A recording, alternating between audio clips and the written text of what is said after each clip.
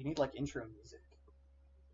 Da da da da da da da da da da da da. I should have picked something from something like a bad TV show. Da da da da da da da na na na na na na. I have no Oh, idea that was so what that's moving. from. That was so captivating. Da I'm so da pumped and da excited. da da da da da da da da Okay, none of that crap. da None of that da da da da da. crap. Please stop. I think I've I had have no enough Star idea. Wars for the rest of my Da da da da da. No, no, life. no, no, no, no, no. No, that was actually from Link or from Zelda, Oh. last one. So Dun, dun, how dun, how's everybody dun, doing? dun, dun, dun, Da da dun, da dun, dun, da dun, da da da. dun, dun. Okay. Gotta save the Um, fucking princess. Zelda is. Well, I won't get into Yeah, no, why Zelda Zelda's is gonna save crap. herself for once. That Oh, that wow. lazy fucking fat Who? bitch. Yeah, Zelda's the princess. It's not. Well, I know Zelda's Link the is. princess. No shit. Yeah, she's finally gonna get up her fat ass and save herself for once because she's a strong, Well, independent she can't. woman. She's a woman. She needs help. Sheik is not a Which woman. isn't bad, by the way. I'm not saying that's bad. Sheik is trans male. I hope not. That's relatively disturbing. They're Relatively. like a tribe of mannish women. You know, They're Sheik is like like Zelda. Sheik is Zelda Amazonian. playing. She's playing on the border of femininity and masculinity. She's trying it out for a little bit. Seeing what it's like. Uh, Are we live? yeah, we're live. Oh well. We've Go been on, live. Mr. Host, a guy who's supposed to All guide us right. on this Well, fucking journey. yeah, no. I mean, I'd call it more of a disaster artist piece, but whatever. Ah, sure. Welcome everyone to the Time of Death podcast number 12. I'm your host, Hateful Tate, joined by Hi. ShellyD. What's up? We're going to be talking about racism in My art. favorite. My Yeah, favorite topic. everyone's favorite. I love talking about the subjective values Oh, I taken love from a piece talking of about art. people's varying preferences, the groups they Uh, wish to be with and not, and all those fun things. yeah, Yeah. social pressures, Oh, yeah, social definitely. uh, seclusion, and stuff like that. All those genes and all Peer those pressure, SNPs, that cluster, all that good racism, stuff. Yeah, political correctness, and absolutely. Sheldon, how the fuck did you find this video? So this is a video made by Ad Hock, who's I also known think as Slaughter Stallion yeah, on well, Twitter, I because follow Stallion Slaughter on Twitter, and I think he retweeted this video, so okay, that's how it came into because my it's like vision, as as it were. because it's Um, like as soon as you sent me this video, I was like, okay, I need to see how much like searching I have to do on I like how YouTube the to find guy it. at least made a fucking video about it, Yeah, and it's like, okay, I haven't seen the whole thing. I've seen like the first like couple of minutes. Um, right. and he's not a retard and he's not incompetent, like relative to what you normally come across, regarding pony videos or whatever. They're usually quite incompetent and quite stupid, and the takes are quite silly. But from what I've seen, this is at least put together quite decently. So there's that, I suppose. I think my only complaint about it really is like it tends to drag in a couple places, and I have to be like, get to your fucking point, man. Like, what are you trying to say? Because I'm here more why Oh, you're or why roboting not. pretty bad there, Hate. Not sure what you can do about it, but just so Hello? you know. Hello? Hello? Is that better? Is that Is better? that better? I don't know. You have to keep talking to see if it's better. Stop teasing me, Sheldon. Wait, you a little girl? Fuck. Fuck you. Jesus. Fuck you, faggot. Little bitch. Fuck. Oh man. No, I think you're better now. So, what were So you saying? offensive. I don't remember. I said, You uh, smoked a bit too much weed. I know. It tended to drag in a couple places, and I was Uh, asking, when is he getting to his fucking point right. about certain things? I was here about more about the art, and not really on the subject of racism that anyone with half a brain should already know. But I found his arguments overall pretty constructive. Okay. I didn't really have too many problems with it. The only other problem I had was like when he's talking, his face would lag for half a second, and then it would go back to normal every time he does a cut. And I'm like, that's really distracting. Okay. This I'm is sure I'm sure we'll distracting. have things to say while we watch. So. I'm sure you'll have a lot of things to God, your say. I'm internet like, is yeah, fucking garbage today. Holy fuck. I know. It's like first Rudolph says my internet's garbage, and now I think there's a connection here. So You're there's lucky a you have me to pattern of screen everything behavior. for I know. you. All right. Does that mean I'm the Tin Man? Oh, Does that mean I I didn't don't have a catch that. You heart? kind of Skrillexed again there. I said, am I the Tin Man in this situation because I'm a robot? Yeah, well, yeah, actually, kind of. Well, but I'm missing a brain, not a heart. Well, your brain is your central processing unit. So. Okay. Anyways, that went nowhere. Let's. Well, you want to just get right into this, eh? Yeah, Yeah. I guess we should get right into it. A. Sorry, I'm Canadian. I can't help it. How about that? A. I You. Well, we just say something loose fucking down about the here. We just say moose, you bitch. fucking hoser. You hoser. Eh? There's something loose about the moose, Sheldon. When I get done with it, yeah, sometime. Okay. I'm not gonna go into detail, obviously. Yeah. All right. All right. Sheldon, not a moose humper. No. D. Okay. Uh, let's just hit play on this. Oh, that's a problem. Hold on. It's buffering for me. How Oh, is it? there we go. Yeah, now it's playing. Now, hold on. This might be an issue because actually, let me try to disable my Realtek sound card.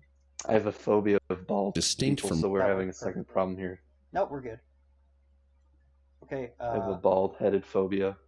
Uh, you know, I shave my hair pretty fucking thin, up like a little Yeah, bit, So, I can respect the bald look. I guess it works for him. So, his ears are kind of big though. Maybe not the he's best. metal. He's a metal musician, right? Italian Slaughter. Uh, He's a metal yeah, musician. I guess I don't know. I guess he's metal, I don't sure. know. I think people can rock the look. Yeah, well, I guess he Have you can. heard his music? I have. Not a And fan. do you have any? Oh, okay. Not a I fan was in the about to sense ask, that have I'm any really not a fan recommendations? of metal music, just in general. Now, if you're asking like, is he competent? He's definitely more competent than most of the metal music makers, I would say, in the community. So. Better or worse than Zig Zigga? Then Zigga, well, look, Oh, I well, thought it it's was Zigga Zigga. look. I think his music's better than Zigga, although I think that there's some Wootmaster songs that are way better than all this guy's music. So no question. Okay. But Would you say that Woot well, has I'm music sorry, that that's doesn't better make than? sense. I mean, I'm a white nationalist after all. Somehow there must be an Well, issue it's there. it's what That is does it? not compute. Does not compute. Is the artist called the Great and Powerful, or is it Trixie the Great and Powerful, the So artist? great and powerful. That's my Oh, favorite. That's probably my favorite musician ever, as ridiculous as that might sound. does Woot Um, have any songs that you consider are on par with that musician? Not even close. Not even remotely. Uh, So great and okay. powerful is a genius as far as I'm concerned, artistically speaking. I mean, I don't want to get into it. I mean, let's just Yeah, no, we're getting off topic here, but yeah, all right. bald head. Bald head. Fucking You're bald head. bald. Fucking cue ball over here. All right, let's see what he has to say about racism. Very curious. Foreskin. Racism. Simply put, discrimination on the basis of race. Supremacist movement. Okay, so discrimination. Now, is it any act of? I mean, we have to talk about what is discrimination, right? And as far as I'm concerned, discrimination is essentially, noticing differences in things. Number one, and number two, having a differing value judgment for said differing things, right? So Separation, when I categorization. go to the grocery store and I buy strawberries instead of grapes, I'm discriminating against the grapes by selecting the strawberries. strawberries, right? So I don't Well, exactly. the fruits have already been discriminated What do you mean? Oh, well, yeah, in terms because of, in an act of what is, separation, well, sure, that too. categorization, because there's different Yes, brands yeah, of exactly, strawberries, so you're exactly. even discriminating the brand. Well, yeah, everything is different, right? Two Pepsi bottles that appear the exact same are different in some way by the number of atoms or by any the volume, the exact volume of liquid, and the exact shape of the contours of the bottle. They differ.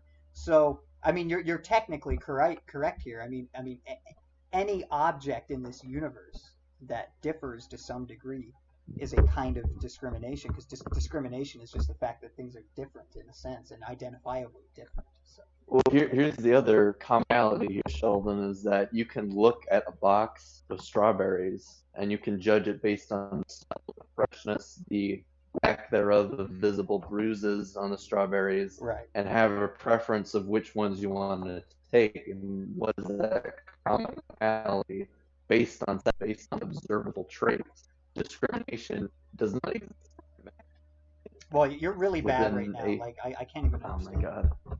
Yeah. Why don't we try closing the call and returning? Okay, give me a sec. Okay.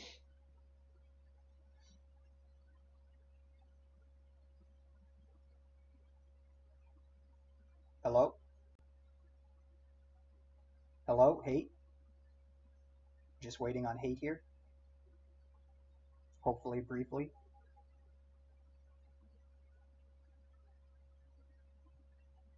Almost certainly not briefly. Depends on what you mean by briefly, I guess. Oh, I saw him mute. So we have life, we have vigor, we have energy. He hasn't jumped off a bridge yet, which is good. Or maybe not. Maybe you don't like the guy. Maybe it's bad that he doesn't end his fucking existence right now. I'm not going to judge it for it. You do you. What, not putting a gun in my mouth right now? Yeah, I just heard it. Nice. Oh, okay, Suicide Stream. So where did I cut off? Okay. You were saying, um, uh, you may judge strawberries in a package based on differing characteristics of the berries, et cetera, et cetera. Right, and what is the commonality of those traits? They're observable through your senses. You can Right. see the bruises, you can smell the freshness, Yeah. you can look at an expiration date on a product, Sure. and it's all based on senses. The point is, this doesn't happen in a vacuum. This isn't spontaneous or instantaneous, or just it doesn't come from nothing. It comes from things that people can see, and people make judgments based on the things that they see Right.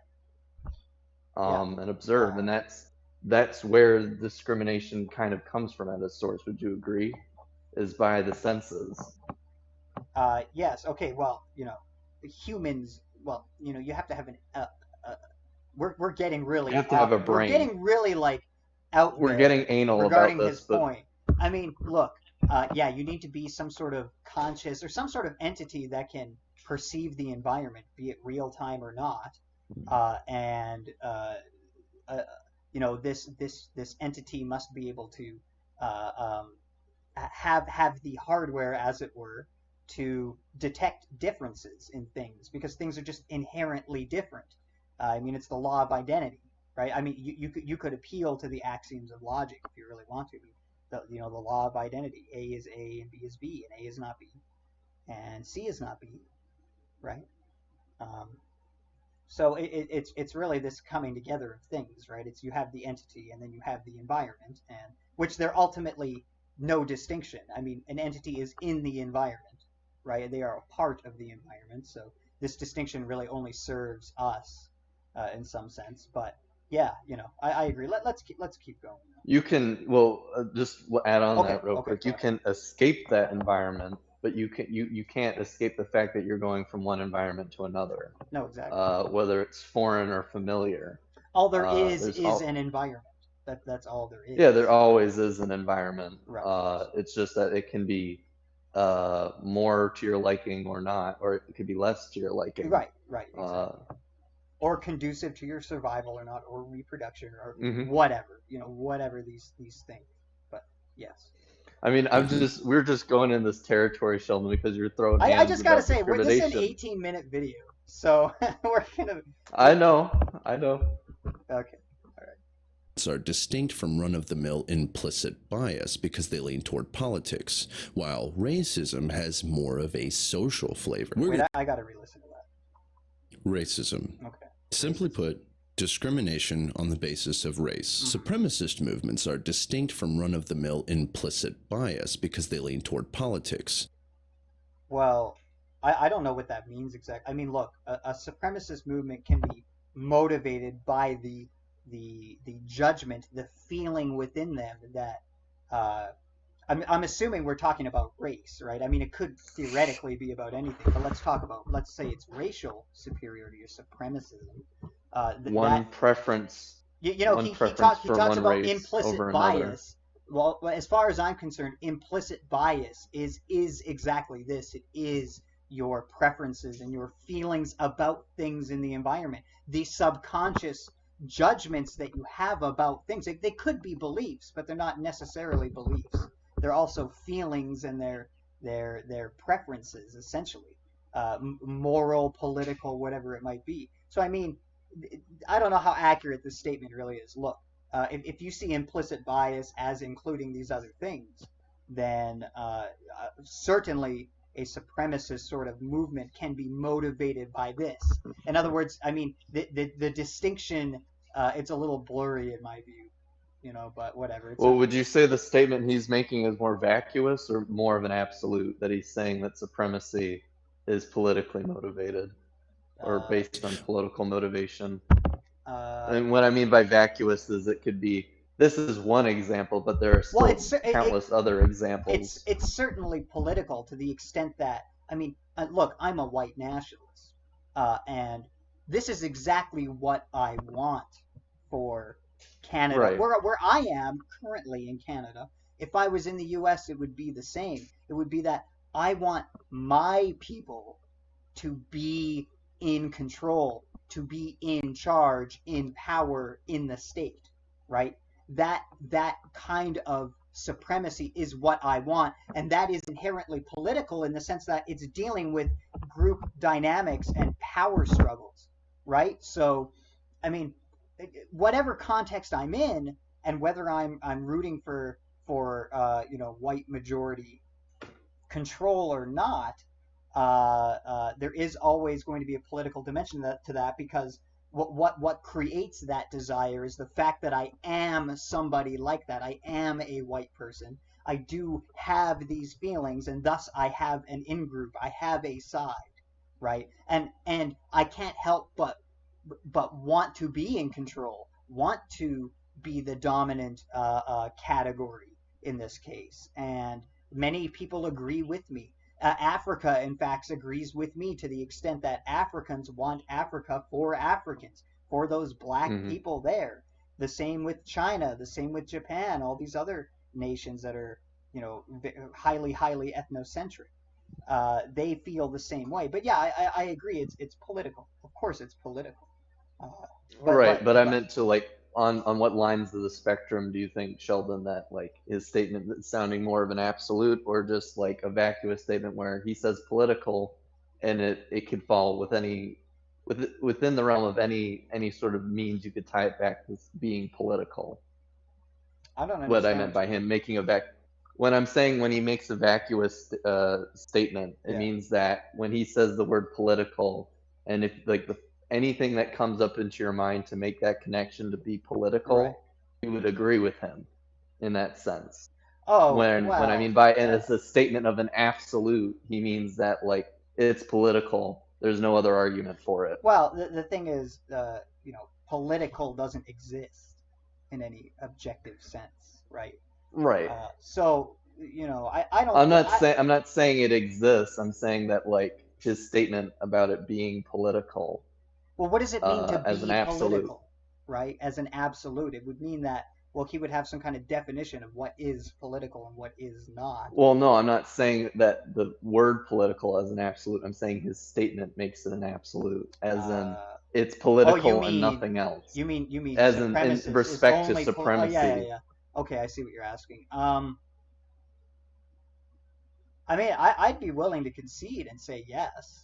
I mean, Okay. I can't think of another scenario where it would not be political, at least in terms of my definition of political. I mean, political has to do with a people climbing a power struggle against people, essentially.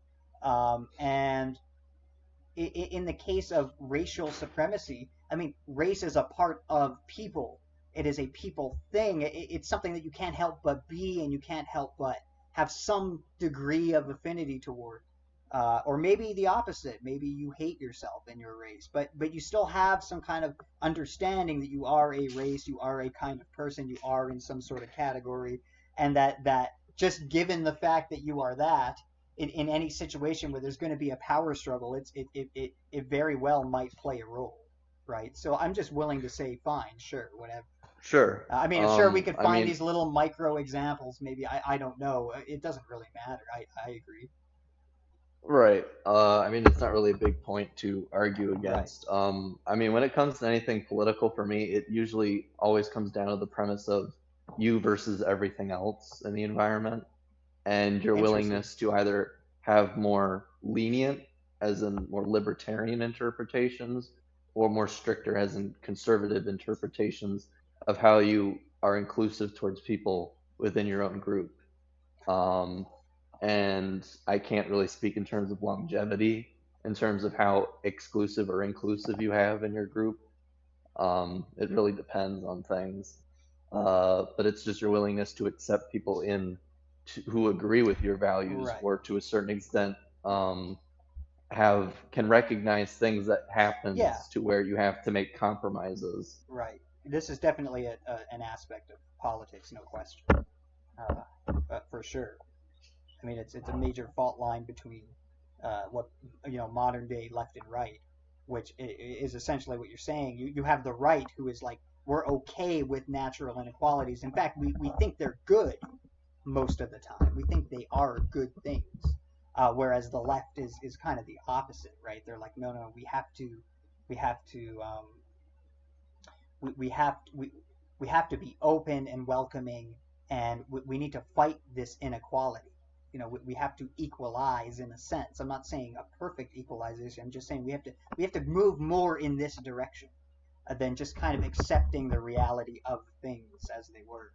And I'm not saying people are making uh, uh, false statements or anything. I'm just saying that they have ideals, just as I have ideals, and their direction is just different than mine. We're just in opposite directions of the ideal, ultimately.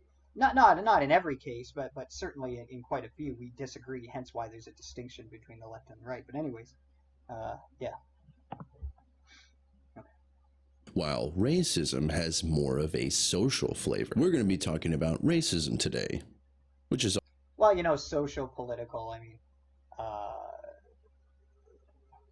It's like the same thing I said to you about what was it, racism sex socially, and gender. racism politically. I mean, they're pretty blurry. They're pretty blended together, really. I mean, Every politics is downstream of sociality, social, yeah, being in a group at it's all, and competing, as it were, evolutionarily yeah, speaking. it's more of So a specification of right. the I mean, environment in terms whatever. of This is just okay. social. These are just distinctions in his mind, and they don't really affect anything. So always fun. So we'll start with a question. Is racism inherently bad? Sickle cell anemia is racist because it disproportionately affects black people. But sickle cell trait has a good reason for being racist. yeah, well, it's interesting how he sees things that are not human can be racist, right? Just in the sense that, well, actually, no, because that's a human body. So really, he's kind of like, there's this evolutionary mechanism that's racist, and that's it's an interesting actually idea, because yeah, the fact that we evolved in different environments and have gained these differing phenotypes is a kind of discrimination in the sense that it's the evolutionary discrimination that in fact helps your replication, right? It's supposed to, anyways. That's the direction it goes in. So yeah, it Right. creates different entities. It creates differences in these people, and that's exactly what he's talking about here, which is sickle cell trait in Right. relation to malaria.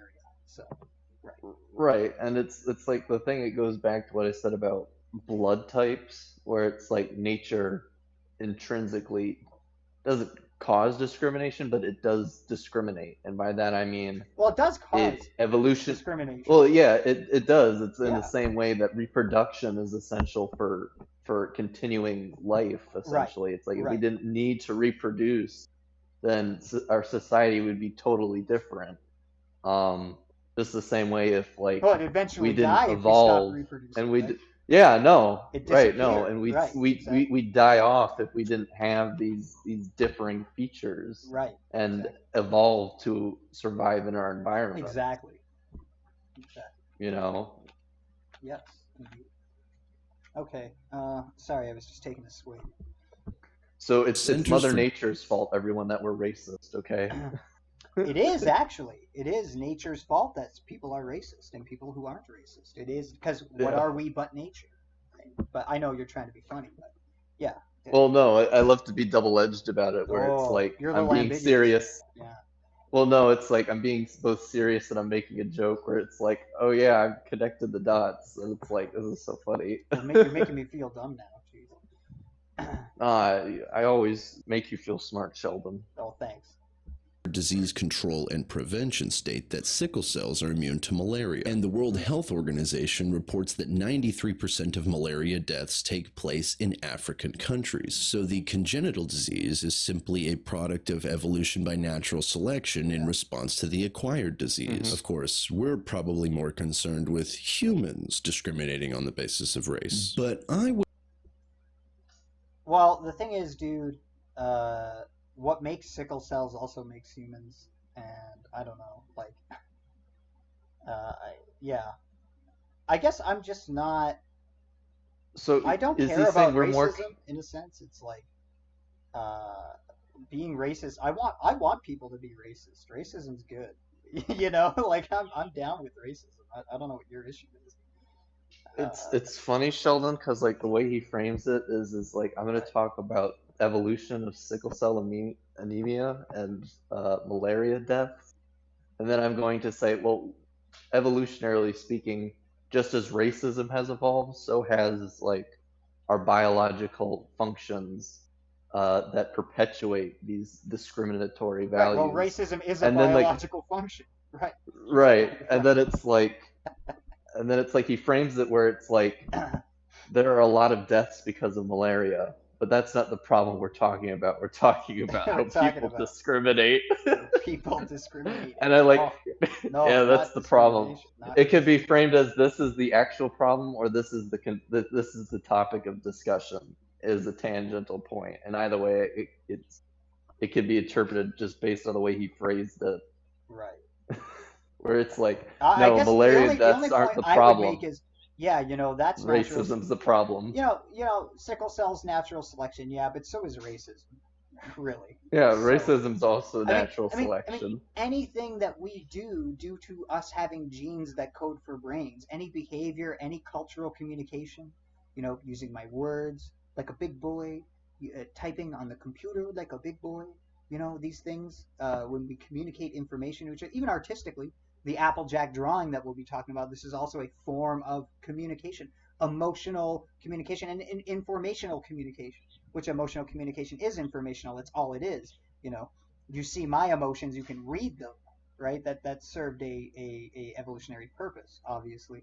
But even the act of discriminating against somebody based on their physical characteristics, be what they are, perhaps they're the characteristics we filed under the racial category, which would make them racial characteristics. That too is caused by natural selection, is caused by evolution. So I just want to make that clear. I don't know how much that actually matters in any of this, but I just think it's an interesting point that's worth pointing out. Yeah, no, I agree. I was just more poking fun at what he said. Right.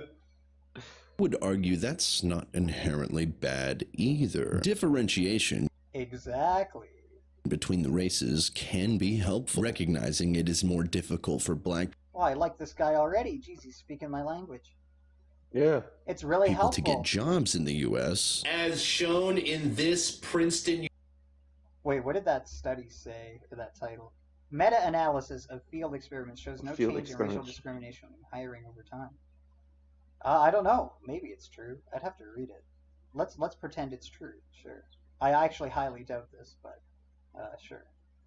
It's true. Princeton University meta-analysis. Affirmative action is an important policy while technically being racist. As a human, being racist is really only bad if Right. It discriminates against certain groups, and from the perspective of those enacting um, um, affirmative action, they are helping other groups from their perspective. But from our perspective, you're actually you're you, you're making it so that we aren't dominating, and that's a problem. Because naturally speaking, we just happen to do better on these measures. Um, Well, part it's like, part of it is, part of it might be uh, you know uh, lower ability to access education, and these kind of social factors. Of course, many of these social factors are also partly genetic caused, so you have to consider that. But it all really feeds back into itself, frankly. But um, look, it depends on what side you're looking at it from, right? You can say, well, affirmative action is good because it helps minorities, but you can also, as a white person, say that affirmative action is bad in some cases because perhaps it's giving advantages to certain people who otherwise, in a relatively same access to education, relatively similar households, these sort of things, relatively kind of similar upbringings and neighborhoods and cultural experiences and exposures, they would have done worse on average. Um, so it's really all about perspective. Is racism inherently bad? Well, nothing's inherently good or bad. I mean, there are no moral truths, right? There are just preferences. There are just feelings relative to minds. So moral relativism, moral nihilism, whatever position you want to take, that's the fact. And whatever judgment you might have about it really depends on you and your constitution and the environmental context therein that constitution is placed in. So, you know, in other words, this is like a moral tie in a sense. It's like, well, okay, yeah, racism can be bad, but you have to also acknowledge that it can be good. And really, both our feelings about it are equally as arbitrary in the sense that there is no true answer. It's really just us fighting politically, fighting socially, as he might say. And that's all it ever is. It's just a power struggle, as the postmodernists might say. Although by power struggle, I mean an evolutionary struggle. I mean a very real biological struggle that is won through power. The majority of the time, you have to defeat your opponent. You have to strong arm your opponent in some way. You have to have more control in some way to be the majority and the one in control. But I'm rambling. Yeah, sorry, Hate. Do you want to say something? I don't know what's worse that is being implied by affirmative action, like Right. taking from my perspective, from someone who's in the mathematics, technology like sector as a student, which is one of the most demanding uh, fields in the world. I'm going to be an ME, which means like I'm worth my weight in like the tens of thousands, as opposed to an artist, whether it's video game design, story writing, or Right. you know, making a picture, a piece of art like music or something like that, where one has to notice and follow trends or like take a gamble and Or try be something so more be so unorthodox. or be so incredibly creative and captivating to so many minds that it doesn't matter. Yeah, You transcend all these things in a sense. But yeah, yeah. exactly. And it's the other thing is it's saying that like you're a black man and you attend the same university as someone who's white and you make better grades. Mm. And then the boss who is looking at both of these resumes, the white guy and the black guy, the black guy has better grades, but he doesn't attend as many extracurricular activities like, the soapbox club or the automobile club or something like that. And this white guy, he might not have as great as grades, or a higher GPA than this other guy, but he's attended multiple different extracurricular activities to better his practical understanding. Right. It's like, which guy would you hire? Like, you could flip that, and it's obviously subjective. It's like it's based on what the hiring minds value That's more exactly from the it. people when Dude, they I look was at their just gonna say resume. this. I was just gonna say this. It's like you're never gonna get rid of, uh, white oppression, as it were, in this country, as long as white people remain in control.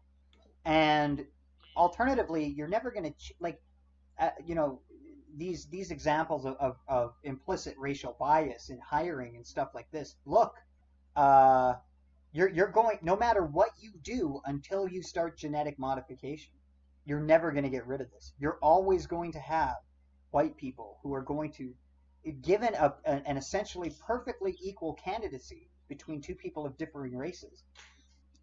If the manager has a sense or an inclination that one of them is white and one of them is not, you're always going to have managers who are going to pick the white guy because he's going to team up with his group, his family, as it were, right? His people.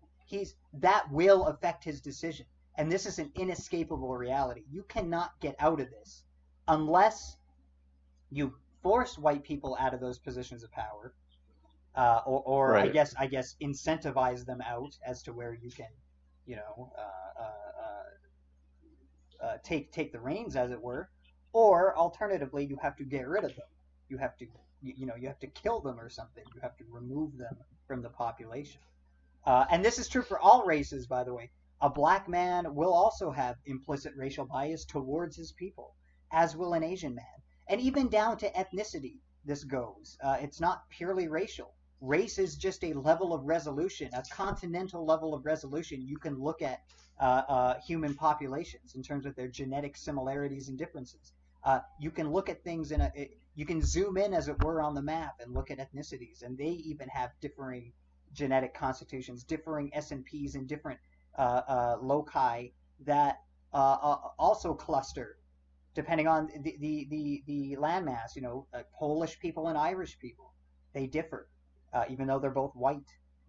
Some might not consider Irish white. I'll say Polish and British, whatever. You're always going to have these biases. You're not going to get rid of them. The rules of evolution make it so that you can't get rid of them. So all you really have is social engineering to remove Right. it. No, I won't. Or they have CRISPR gene editing technology, right? That's your other option. Genetically Right. engineer people so that they're as open and accepting as anybody is possible, right? Of course, we're not quite there yet. We're not even close, frankly, but Right. we could be. Let's not get to the revolutionary phenotype Right. discussion. Let's not. Um, Uh, and ultimately, my point is saying, like, I don't disagree with what you're saying about the racial bias. Like, if Right. we were to flip it the other way and say a majority black engineering firm is deciding between a black man and a white man, and the circumstances were reversed in terms of, like, the white man has higher grades yet attends less extra. The point I'm trying to say Right. here is that the But I'm not company going to could Africa be. saying that's a problem. That's an issue. Yeah, no, Right. I'm not. I'm Right. not saying that here. I'm like, I get where you're coming from. I'm saying that, like, a businessman can still look outside of race and say, what do Right. I value more? Better grades, like better academic performance, Right. or one who has a willingness to socialize, interact, Right. and attend, And it's like, hard to more determine whether or practical. not that decision is based on racial bias or not, because really it's the quality Yeah, of barrier. It's like I can't go into your mind and know your decision making process and the feelings that led you to that. Yeah. So yeah, your point is fair, of course. Absolutely. I guess the fear is uh, that can be misconstrued as racial bias when really you don't know. You have no idea, yeah. and there's no evidence for it necessarily. So, I on an think the individual second thing case. I think the second thing I was gonna say about affirmative action is that it's also subtly implying that a black man can't start up his own engineering firm, much like the white old CEO probably started up his own firm or his own branch for a larger conglomerate company. I don't know. I think the black people that generations ago migrated to Europe and America and these white countries who have in a lot of senses we share more genes with these people than we share from people directly in Africa or whatever from those lines of descent. Yeah, they're probably more capable of that. They probably could in fact do that. I don't doubt it. You know. Well, yeah, no, I'm just saying I don't think there's anything that would stop you from being in like your own independent company, make Right, yourself the right, boss who right, makes the right, decisions, right. especially when it's in the technology sector. It's There are like plenty of I black men find who have done just that, you know, yeah, who have no, made and I companies and names for themselves. No, I get what you're saying, right? Like what is really stopping them at the end of the day? I mean, the black men who appear to be able to get the money and have the competency and the intelligence and the personalities to do so, and maybe even the moral systems, to succeed in those realms, they seem to be doing it, right? So I'm going, okay, perhaps it's just that most black people aren't capable of that. And most white people aren't either. Uh, Frankly, most white people are too not becoming CEOs of firms and, running all these companies, these big companies, corporations or whatever. But I think that, the characteristics of the African American, as it were, probably makes it less likely. At least in our countries, when you're competing with us and you're competing with Asians, good luck. right, Good luck. right, and I just want to make this distinction clear. I'm not offended by the implicitness of the black individual. I'm more offended by the people who created this system Right. that could imply these values that black Well, people are incapable of doing that. I'm not well, yeah. I'm not I, I offended mean, that I mean, black people are obviously, yeah, I yeah, agree. no. I mean, obviously, to say that black people can't start companies or be successful is ridiculous. Yeah. And but that says nothing about. Uh, uh, i- is it then racism to say, well, look, a lot of black people compared to white people do score differently on these metrics that appear to correlate with success in life, to observables that we can measure, like how much money are you making, what's your family structure like, what kind of homes do you own, what kind of social engagements and behaviors and interactions do you engage in? Like there are measurable differences. It's just acknowledging these differences and saying, hey, this it seems like this might have something to do with your problem. Is that racism? That's what I would ask Stallion Slaughter, because I would say it's not. But then again, racism is merely discrimination, and if it's discrimination to acknowledge a fact, then I guess it's racism. I don't know. Right. No, I'm I just don't trying to know. come from According to I'm his trying to come definition. from I'm trying to come from the perspective here about just discrimination in the work environment or the Right, hiring process. right. It's like when it comes down to anything, businesses always look at numbers. I'm not saying Oh that's yeah, the only thing they look at, but they care about numbers. They care about results. of That's course. all that matters to them at the end of the day. I hate capitalism. Again, It's terrible. I'm sorry, modern, at least the modern sort of look at capitalism is certainly terrible. Anyways, God, yeah, it's been a minute. Jesus yeah. Christ. I'm sorry. I apologize to the audience. I don't. That prejudice is driven by ignorance, fear, fearful ignorance, ignorant. Let me be. What about preferences? Can it be driven by that? Look, What fear? fear can drive um, discrimination. Fear can drive uh, uh, the way you might treat people differently, as can ignorance. In other words, having facts about reality that aren't true and believing them as true can then, especially if it's about a group of people where it's not true, and your judgment of that might be very negative. Yeah, of course, that can influence people's um, um, whether or not they discriminate or not, or whether or not they treat people in any sort of way, be it good or bad. But you also have to consider people's natural sort of feelings about things, right? Uh, you know, I, I don't want a white ethno state because I'm ignorant about black people because I fear black people or Asian people or any other minority that's not white. The reason I want a white ethno state is because I want to live with my people. I want to be within my culture, with my people. I prefer that over the other thing. That's what I'm telling you. It's not fear, it's not ignorance, it's a preference, just as you might prefer strawberries over bananas, not because you fear bananas, not because you dislike bananas. Now, I do dislike living in multicultural society to some degree, but that doesn't mean I dislike other peoples on an individual basis. It really just means that um, I, I have a preference for society in a certain direction that differs from others, and that direction is just with my people. But again, back to the banana example. Look, uh, I, I'm not going to say, oh, you picked the strawberry over the banana because you're scared of the banana or you're ignorant of the good health benefits of bananas.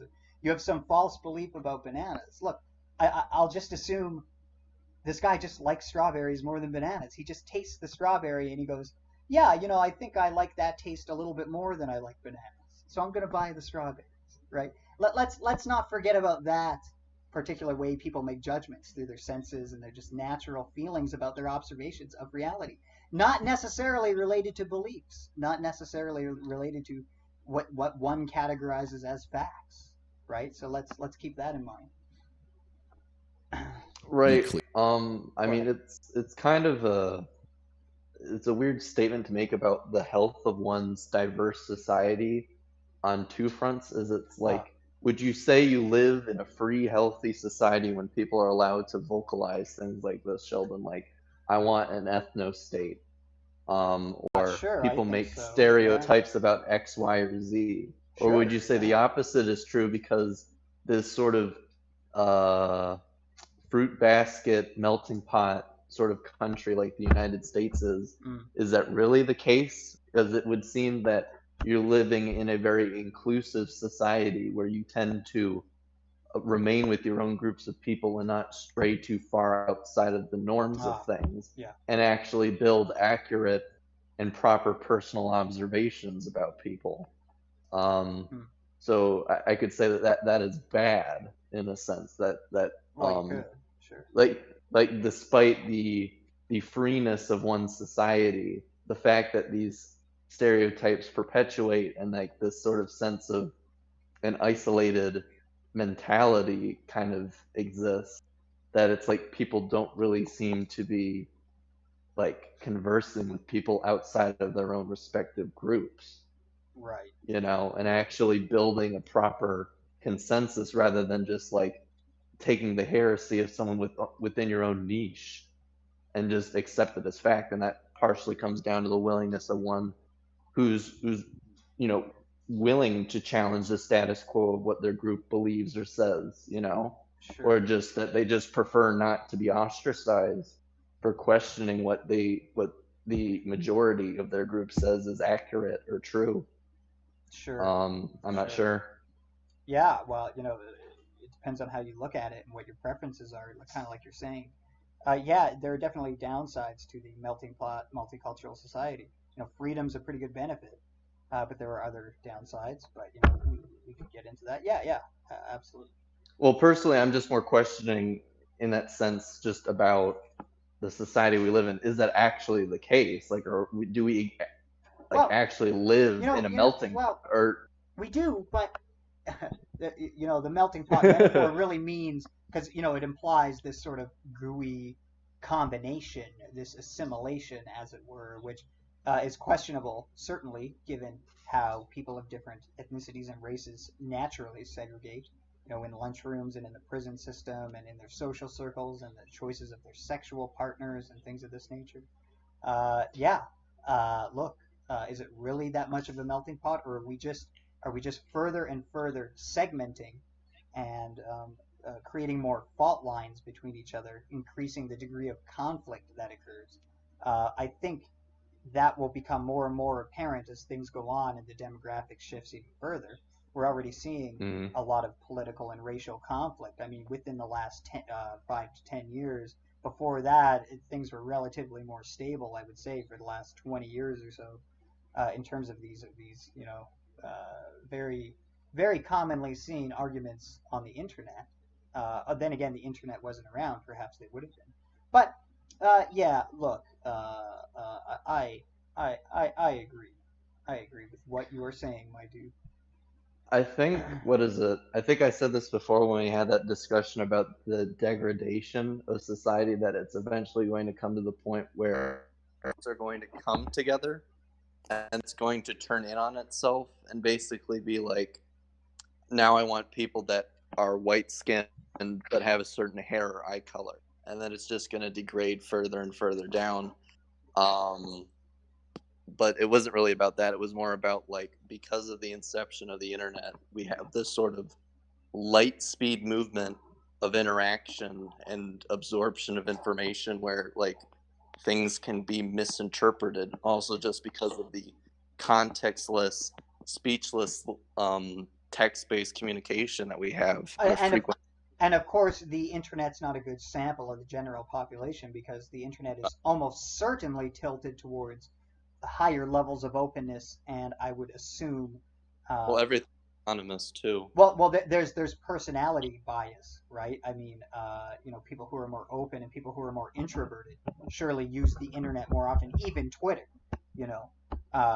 So that's just one sample. That's just one kind of people that the internet is attracting. If you wanted a better sample, you'd have to Well, do a that's what I said yeah, before about the exactly. spectrum of Sheldon, is it's a willingness to either be vulnerable or remain anonymous. Right, And right. it's very discombobulated of how much information you're willing to give up about yourself in order to receive interaction.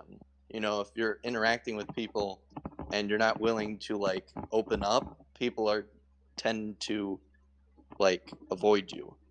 Right. Yeah. So again, it's willingness for one to. It's a very interesting, like, social engineering sort of scenario, Sheldon, where it's like, evolutionarily speaking, are you willing to uncuck yourself in order to get the satisfaction of human interaction? Well, that's exactly right. I mean, Twitter is really, in to some degree, Twitter is it's fooling your reward center essentially. You're just getting the benefits, the neurochemical good feeling hits from that social interaction. When really there's probably more benefits to offer if you were to do it in person, if you were to actually be interacting with these people. Although that's not to say that benefits can't be gained, and real evolutionary benefits even can't be gained from using something like Twitter or internet stimulation. But yeah, I generally agree with you there, definitely. Well, Uh, I mean, it's very telling based on, like, how much someone's human, or I just quote, interaction in general right. is on the comparison of real life to how extroverted slash introverted you are. And Uh, typically, I assume that people who prefer more interaction on the internet would typically be less willing to shed their anonymity, if you get what I mean, because it's yeah, because they'd be more concerned about social consequences. Yeah, right. right, right. When you're somebody like me, I'm like fifth percentile introversion in all of Canada. Okay, that means I'm 5% more extroverted than the general population. Okay, I'm as antisocial as they come. I don't give a shit about my reputation as they come, right? So, uh, Wow, you know, statistical discrimination that has nothing to do with race. yeah, yeah. Okay, let's keep going. Yeah. Clear. Sorry, I just love the tangents. I love talking to people about these things. It's great. Recognizing race as an influence on a person's life doesn't make you racist. However, I agree. Wait. Okay, I agree. asserting that race is a prescriptive characteristic of a person's development does make. Okay, so is he saying that race doesn't determine what you are? Prescriptive, right? Like one who ascribes rules, like the rules of what you will be and become. Is that what he's saying? Could you rewind it again? I want to hear what he said. Sure. race is driven by an Uncle Tom because they don't fit into a specific set of behaviors and interests is exactly as harmful as being afraid of black people because you feel a specific set of behaviors and interests applies to them. Both of these sentiments are the bad kind of racist because they equally rely on racial stereotyping. I would just say that group statistical realities are real reflection of behaviors. Look, I agree. If the average IQ of a black man in America is, 90 or 85 to whatever it is, whatever range it is, if I'm just going up to individual black people and saying, yeah, your IQ is this because it's the average, that's obviously wrong, right? That's obviously fallacious. That's obviously not a good way to determine their IQ. Although it is better than random. Because if the average black man's IQ is 85, that means out of any black man I might find, I have a higher likelihood of guessing their IQ correctly if I pick 85 than if I picked 100, or if I picked 10, or if I picked 0, or if I just flipped a coin on it, right? There is scientific predictive validity there. There is some sort of reality we're measuring at the group aggregate average level, right? So, I mean, is that racist to say, okay, is it racist to say, okay, well, on average, these people are this way, and I prefer to avoid that, so I'm going to avoid those people? I mean, is that racist? I mean, that seems to be in line factually. So really, your only problem with it could be some sort of feeling-based argument, some sort of emotional,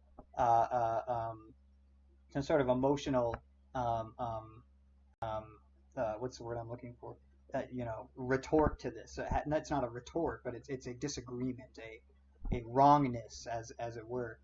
That's really your only argument at that point, is that, well, emotionally speaking, I feel as though that's not fair, or that's not good, or that's not nice, whatever it might be, but that's really your only recourse. And at that point, it's like, well, I'm not you. I have different feelings. I don't give a shit. So what are you going to do about it, right? Well, I think what he's ultimately saying is that there's this. He's saying that if you believe that race has a tie to a predestined sort of measurement of success because of your race, then you are a racist. Well, the world's deterministic, So I would say that because in my conception of race is just a collection of genes that can be traced ancestrally that aren't other places, right? So it's like, if I have these loci that makes 23andMe work as to where it can tell me where I'm from, my ancestors are from. I'm a black guy, and I get my DNA test, and it tells me, oh, you're 98% sub-Saharan African, and you're 1% whatever neighboring tribe and whatever. Look, the racial portion of that are the genes that we've categorized as being related to this continental space, that are different from the ones in Europe, that are different from the ones in Australia, that are different from the ones all over the place, all over the world, right?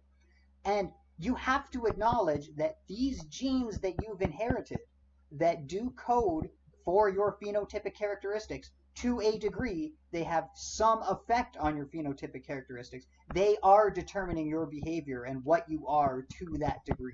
You have to acknowledge it. Otherwise, you're denying the effects of genetics themselves. You're saying that genes don't code for phenotypes. They don't code for your physical attributes, for your behaviors, for your moral systems, for all of these varying things. And they must be, because where else are they coming from if not genes, right?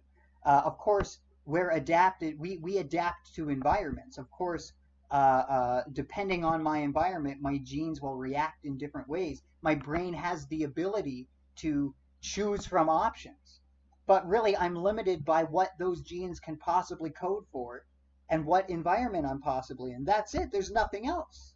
There's nothing more to this, correct? I think what he's saying by this statement is that racism is on a determinate level or spectrum, I guess you could say, between optimism and realism.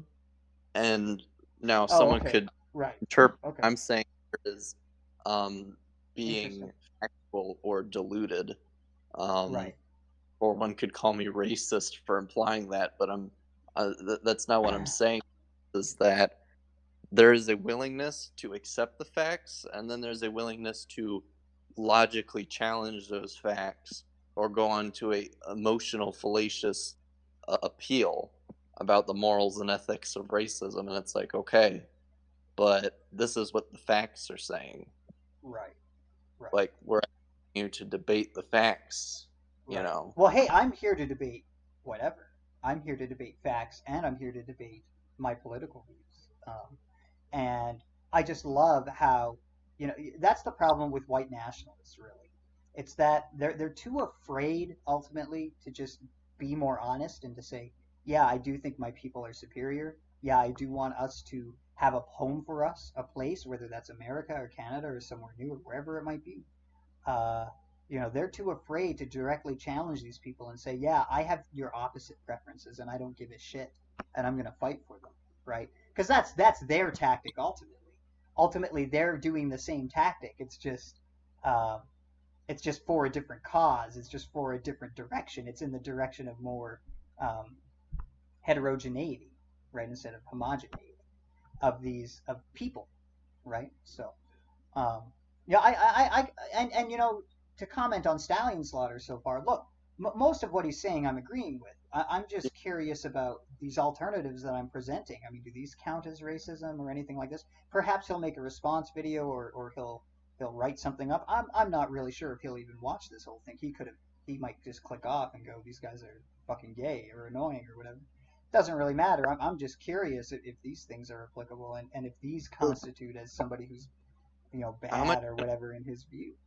It's like, I'm saying here that, like, Sheldon's racial preferences is, like, on par with his sexual preferences. He can't help who he's attracted to. He has first preferences. Which is the argument they make. Oh, I'm trans, I can't help it. Oh, I'm this way, I can't help it. Well, guess what? Everybody just is the way they are, and they can't help it. You didn't really choose any of this. You didn't choose your genes. You didn't choose your environment. You didn't choose anything. None of your traits are chosen. None of your traits are free. So don't delude yourself into thinking that's the case. Life isn't a choice, but ignorance is definitely a choice. I guess, to the extent that one can get out of ignorance. I mean, if you're just physically incapable of doing so, I guess you're bound to ignorance, aren't you? But anyways, let's let him hear. I'll let you pause next time. I'll just let it keep playing. You can pause the next time. Sure. It is one of my axioms that racial stereotyping is wrong. This is based on nearly 30 years of research that shows that stereotyping is unconsciously internalized by the target group. So racial stereotypes are wrong, no matter how innocent they seem, because it is a slippery slope. If you think it's hilarious to assert that black people have a particularly affectionate relationship with watermelon, we are already at a fundamental disagreement. Personally, sorry, I had to pause. I don't know, man. I work in a produce department, and they just buy all my watermelons. I don't know what to tell you. Like, I just see it, and they're just doing it. I mean, I find don't know, these things come from, honestly. I mean, it just seems to me there might be a proclivity here. There might be a reason for that. I don't know. I'm kidding, obviously. This isn't true, but. Well, it's like. Go ahead. It's like, what do people prefer stereotype? Do they prefer seedless or seed wide? There's always a preference, and it's just always going to be the generality that black men or just black people like watermelons, regardless of whether it's seedless or right. The stereotype argument is such weak shit, right? Because it's like, okay, you're really only responding to the people who, like, literally they see that on average, that white people are this way, and thus they attribute it to literally every white person they come across. They just assume it's the case for every, like, look. That's kid gloves argumentation. That's kid glove shit, right? No. The good argument is no. I don't say that it's true for all of them. I say that it's a average among them, and that's why I'm avoiding them, because I don't want to risk interacting with that particular variety. I don't want to take that chance. It's a cost-benefit analysis.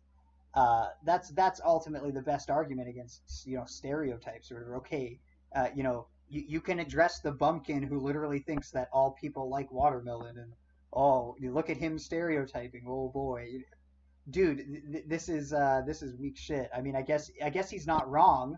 I don't disagree with him even. I agree that that kind of stereotyping is fucking retarded. It's morally wrong in the sense that it's not factual. It's just betraying what the way I determine things to be as true, insofar as my standards of epistemology are concerned, and what constitutes knowledge, what constitutes what is and what's real, and what's true. That would be not a way to get there. That would be a way to get there that is loaded with errors, with possible misattributions given individuals. And I don't play that game, so it's not something you'd have to worry about. Well, it's like, here's the thing: is like, I used to work at Cracker Barrel, and like, I know how the environment is there because it's a lot more corporate than at the other restaurant I work at now. Right. And there's a lot less of the managers breathing down your necks as it is Nice. my company I work It's for less now. capitalist bullshit, right? Exactly. It's like, it's even outside of a matter of race and gender, Sheldon. It's like, I'd be more surprised if one of my employees at Cracker Barrel wasn't on some kind of drug as they worked, regardless if they're black, white, female, or male. Oh, sure. Yeah, definitely. Because, like, I can totally get how people who work the front, like as a waiter or waitress, needs to be like high as a fucking kite just to get through the bullshit they have to deal with on a daily basis. Right. Well, I'm not so much of a pussy, but I'm quite professional. Well, it's not about pussy. Just a simple fact that they need. Yeah, you know what I mean. One unable to cope with the uncomfortableness of the situation, inability. Yeah. I mean, like, don't get me wrong. I would want to smoke up. I'm sure the only thing on my mind would be, I wish I had a fucking joint right now. Oh my god. But some of us, responsible white individuals, we would not conduct ourselves that way. But I'm just messing. Okay. Sorry. Let's go. Yeah, I don't think it's too far of a jump between making jokes about black people with certain foods and making assertions about a natural tendency for violence. According to me. Well, you could be right there. I mean, the thing is with this whole, because what he's referring to is how a lot of people were criticizing. We didn't even talk about the inciting incident of all this, right? The Applejack artwork that Anon the Anon did. Applejack and zebras, right? The racial artwork. I mean, maybe you can explain that a little briefly so that people understand the context here. Yeah, so Anon the Anon, who, like, if you've seen Sheldon's streams, he has that GIF of, like, the characters that was made by him. I love that animation. Context there, that's who the artist is. Yeah. He made a picture of Applejack dressed in, like, a southern slave owner sort of outfit. Right. And outside is a bunch of zebras carrying apples and having a very difficult time doing so. One of them out there is dead, and then the other one's chomping down on a watermelon like it's cocaine. Fucking right. Yeah, and Anon the Anon posts this, and there's obviously a lot of birthday gift. Yeah. Why is everyone on someone's birthday gift? If you want to call Anon the Anon a racist, then you should be calling the person he gave the birthday gift to as a racist. They asked for it. Well, yeah, that's another point. Is this just well, that's still Anon the Anon being racist because he made something that I've interpreted as racist, right? But anyways, no, you could racist the same way that people claim that Patch is into bestiality because she was willing to do it. It's well, sure. If your definition of racist is simply depicting something that can be interpreted as racist or racial in some way, then fine. I guess that's your definition, dude. Do what you want. But anyways, so yeah, this picture was dropped, and of course, as you can imagine, there was a shitstorm about it. And people were claiming that like the defense of this picture, a common defense, which I think is it can be a good defense. It depends how you argue it. But the defense is, well, it's just a joke, bro. I'm just memeing. I'm just kidding. I don't really believe these things. Blah blah blah. It's just a funny meme, bro. Haha, get it? Get the funny meme? And what Stallion Slaughter is saying is that, the probability by which I could predict that you actually subscribe to these kind of stereotypical views based on the art you're making is better than random. Based on the fact that you made this art and might have these ideas in your head, or even jokingly using racial slurs or anything like that, to him, probabilistically speaking, there's a good chance that you might actually believe these things. And the thing is, he might be right. He might be completely correct about that. But the thing is, we also have to acknowledge that you can't really know that. Because again, given this qualia barrier, you can't go into their heads and you can't detect this implicit bias. You don't know.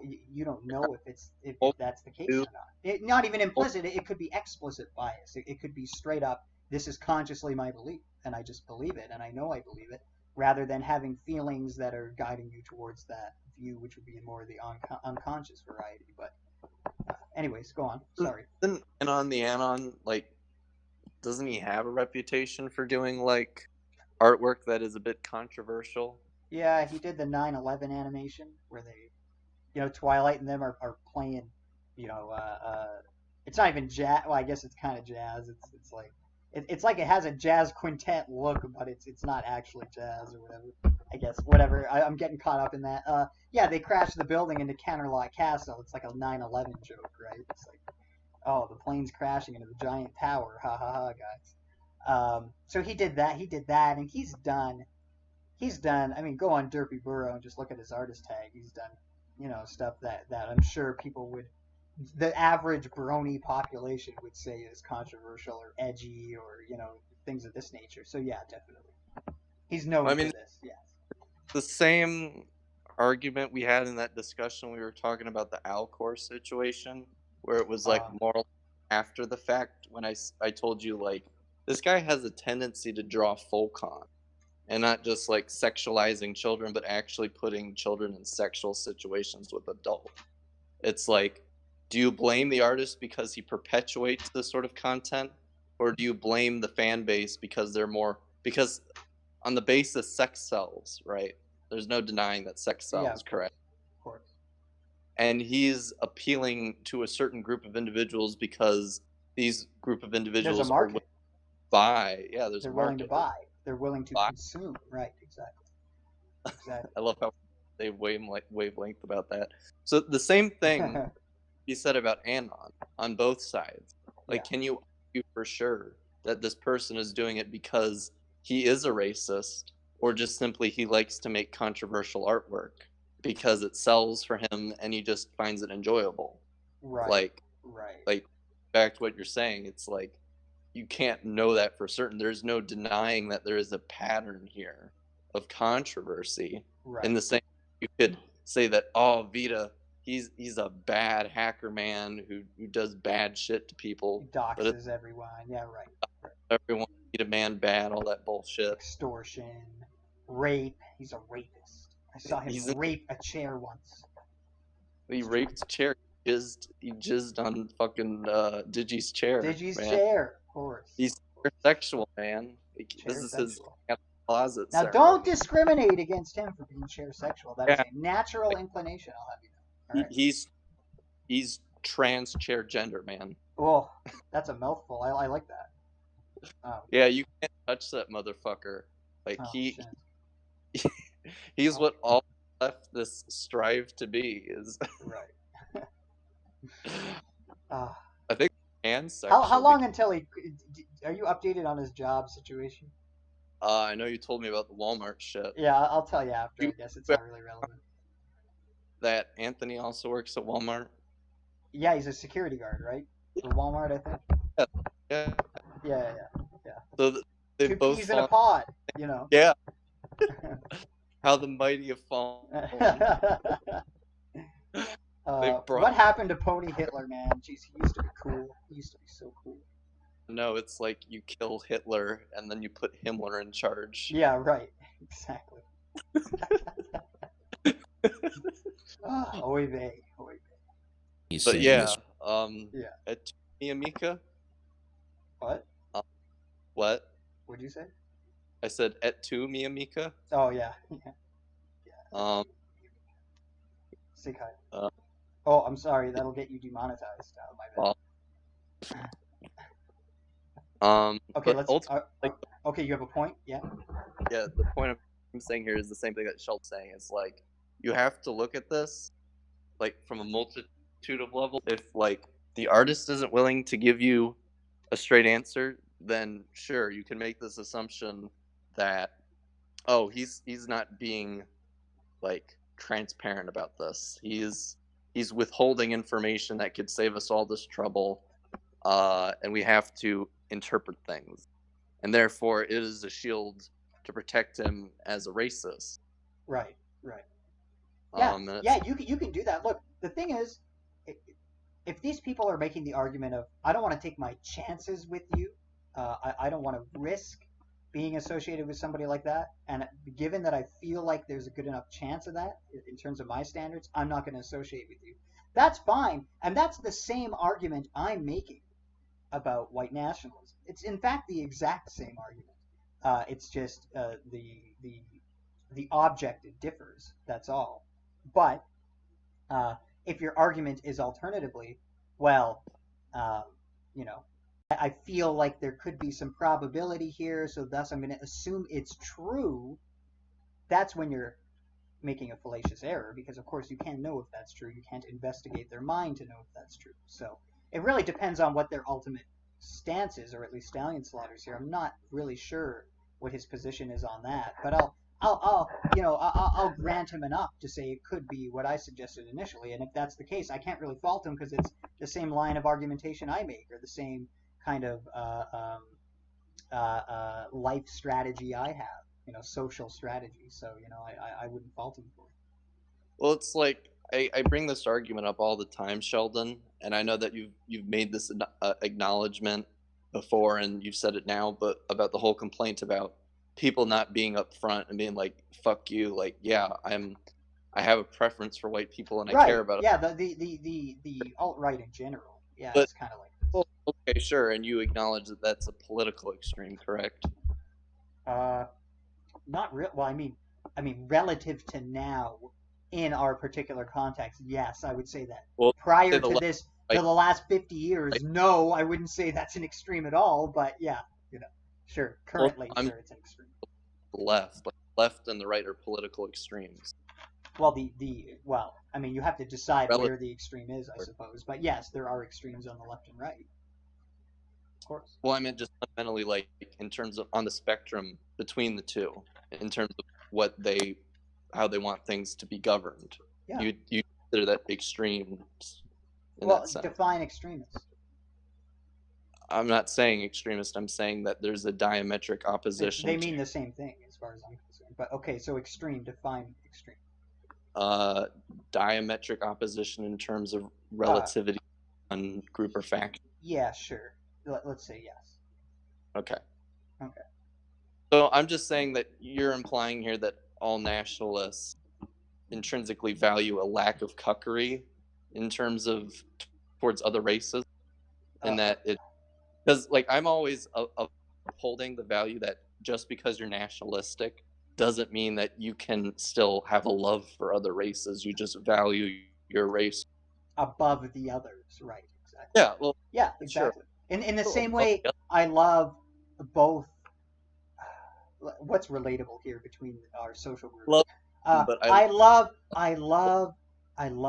Hurricane Fluttershy more than I love Magical Mystery here. But if I was stuck with Magical Mystery here, it would be better than nothing. So I'd be okay with it. I'd be happy. Now insert races here, right? Yeah, exactly. There's just different flavors of pussy. That's right.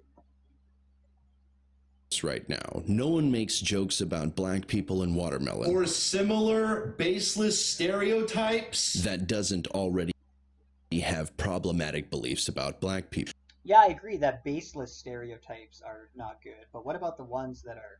What about stereotypes that have some kind of group aggregate statistical reality to them that I can attribute to a group?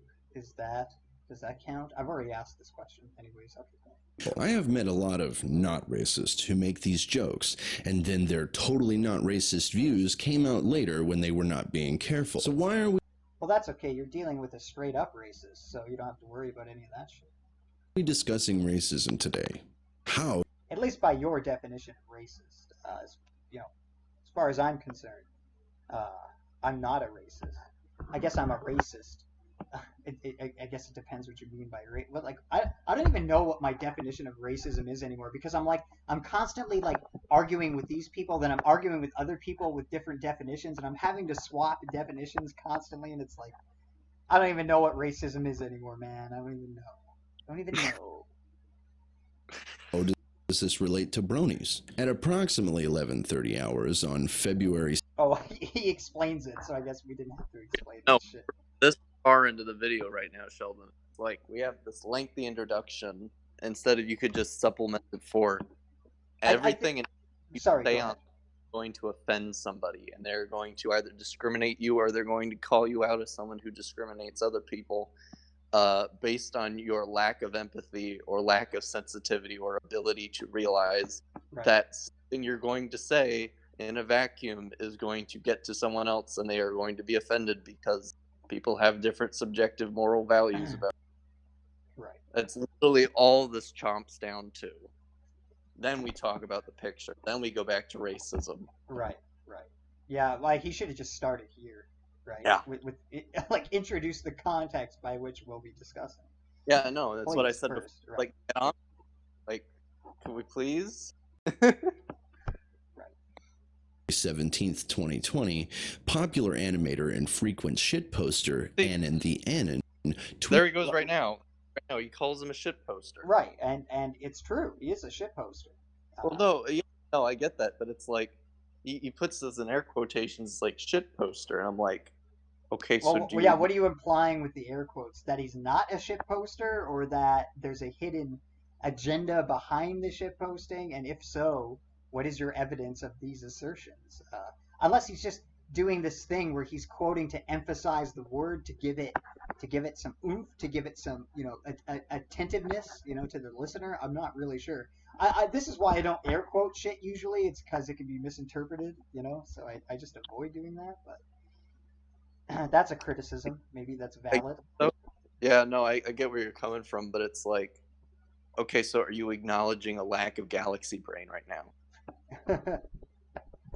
Essentially, like, I'm asking this out. Right.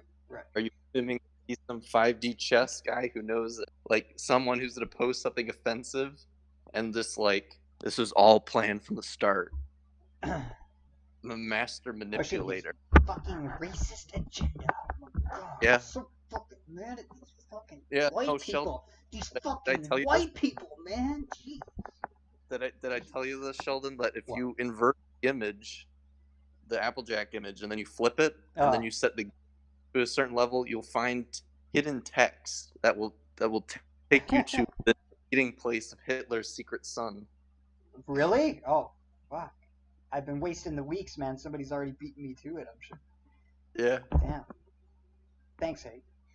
Yeah, no problem. Did a piece of digital art which sparked a conversation within the Brony community. I mean, it was a conversation. What's with these fucking air quotes constantly? Like, okay. Poster, controversial. It's like, hey, when you air quote like every, I don't know, 10th fucking word, you're kind of devaluing the currency of air quoting. I'm just saying. Yeah, like you're confusing me, man. Stop confusing me. Racism, just like the racism. Jeez. Community, a conversation that ended in. This video is a microcosm of the racism, Sheldon, that we have to deal with. Of course. It That's like my life. Jeez. Can we please? I want to stop feeling so nihilistic about everything. I love nihilism. I support nihilism. 100. You should all be nihilists. And I mean that seriously. I mean, shit would get done if everyone was nihilistic. You don't give a fuck anything people except.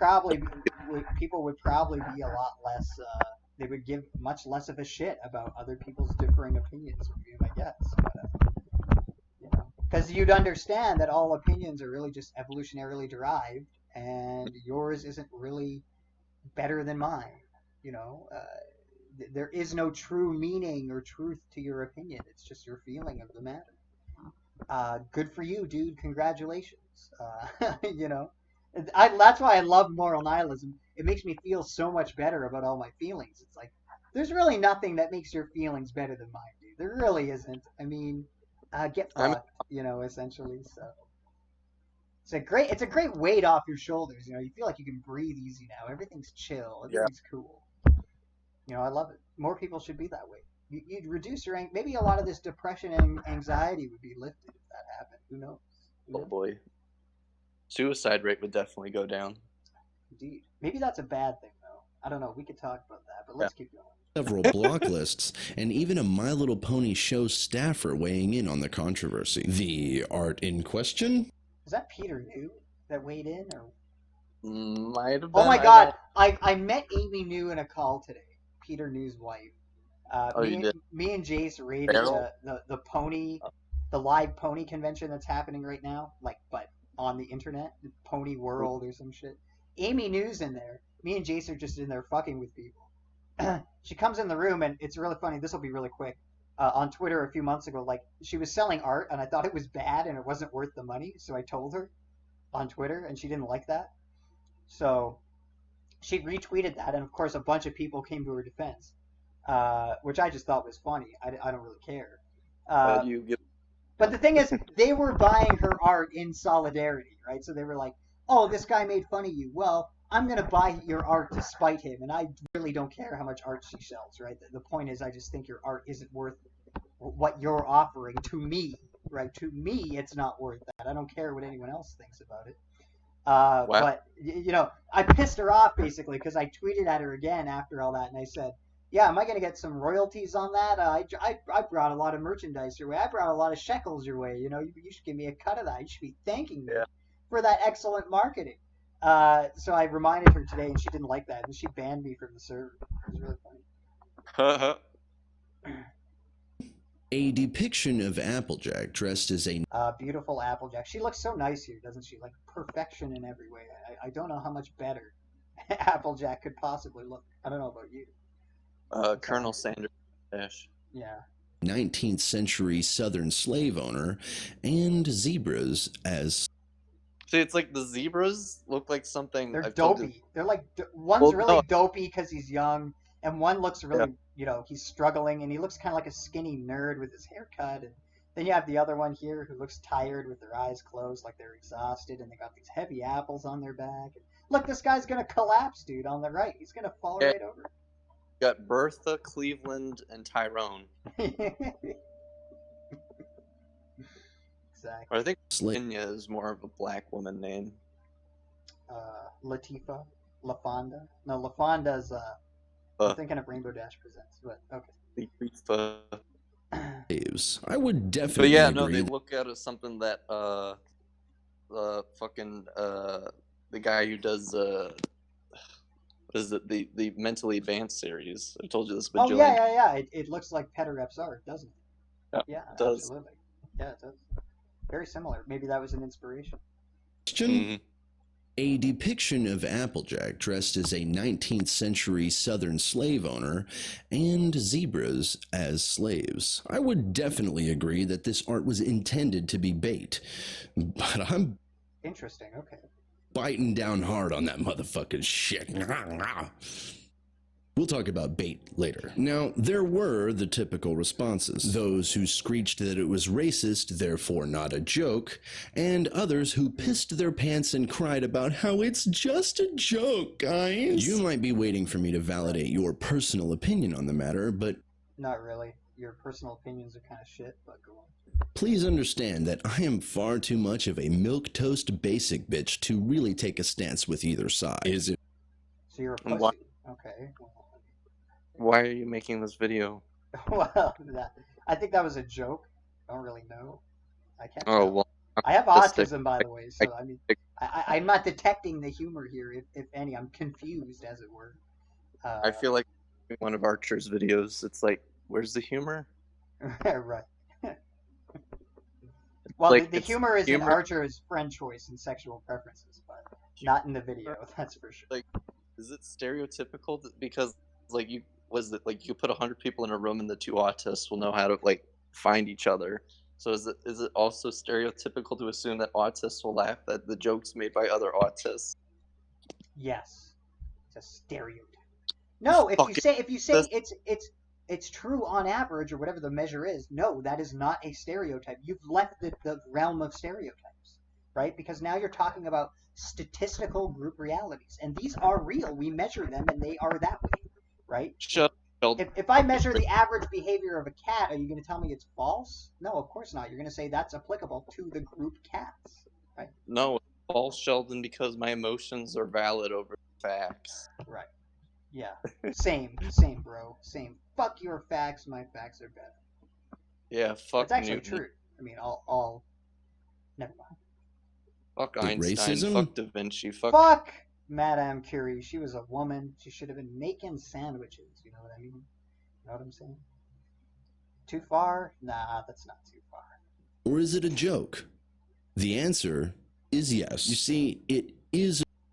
The answer is whatever the person intended. And given you don't have access to that information, I mean, unless he's told you.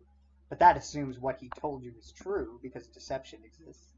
Well, doesn't that go motivations? How would he know the intentions behind this exactly? The true intentions, in fact. Well, doesn't this go back to what you said about death of the author? Right, exactly. Look, death of the author is a dumb meme because when somebody makes something, there's a purpose behind that they, as a human, are communicating to people, right? And you can question whether or not they want it to be interpreted a certain way, or they want to fool people, or if they want to genuinely communicate things.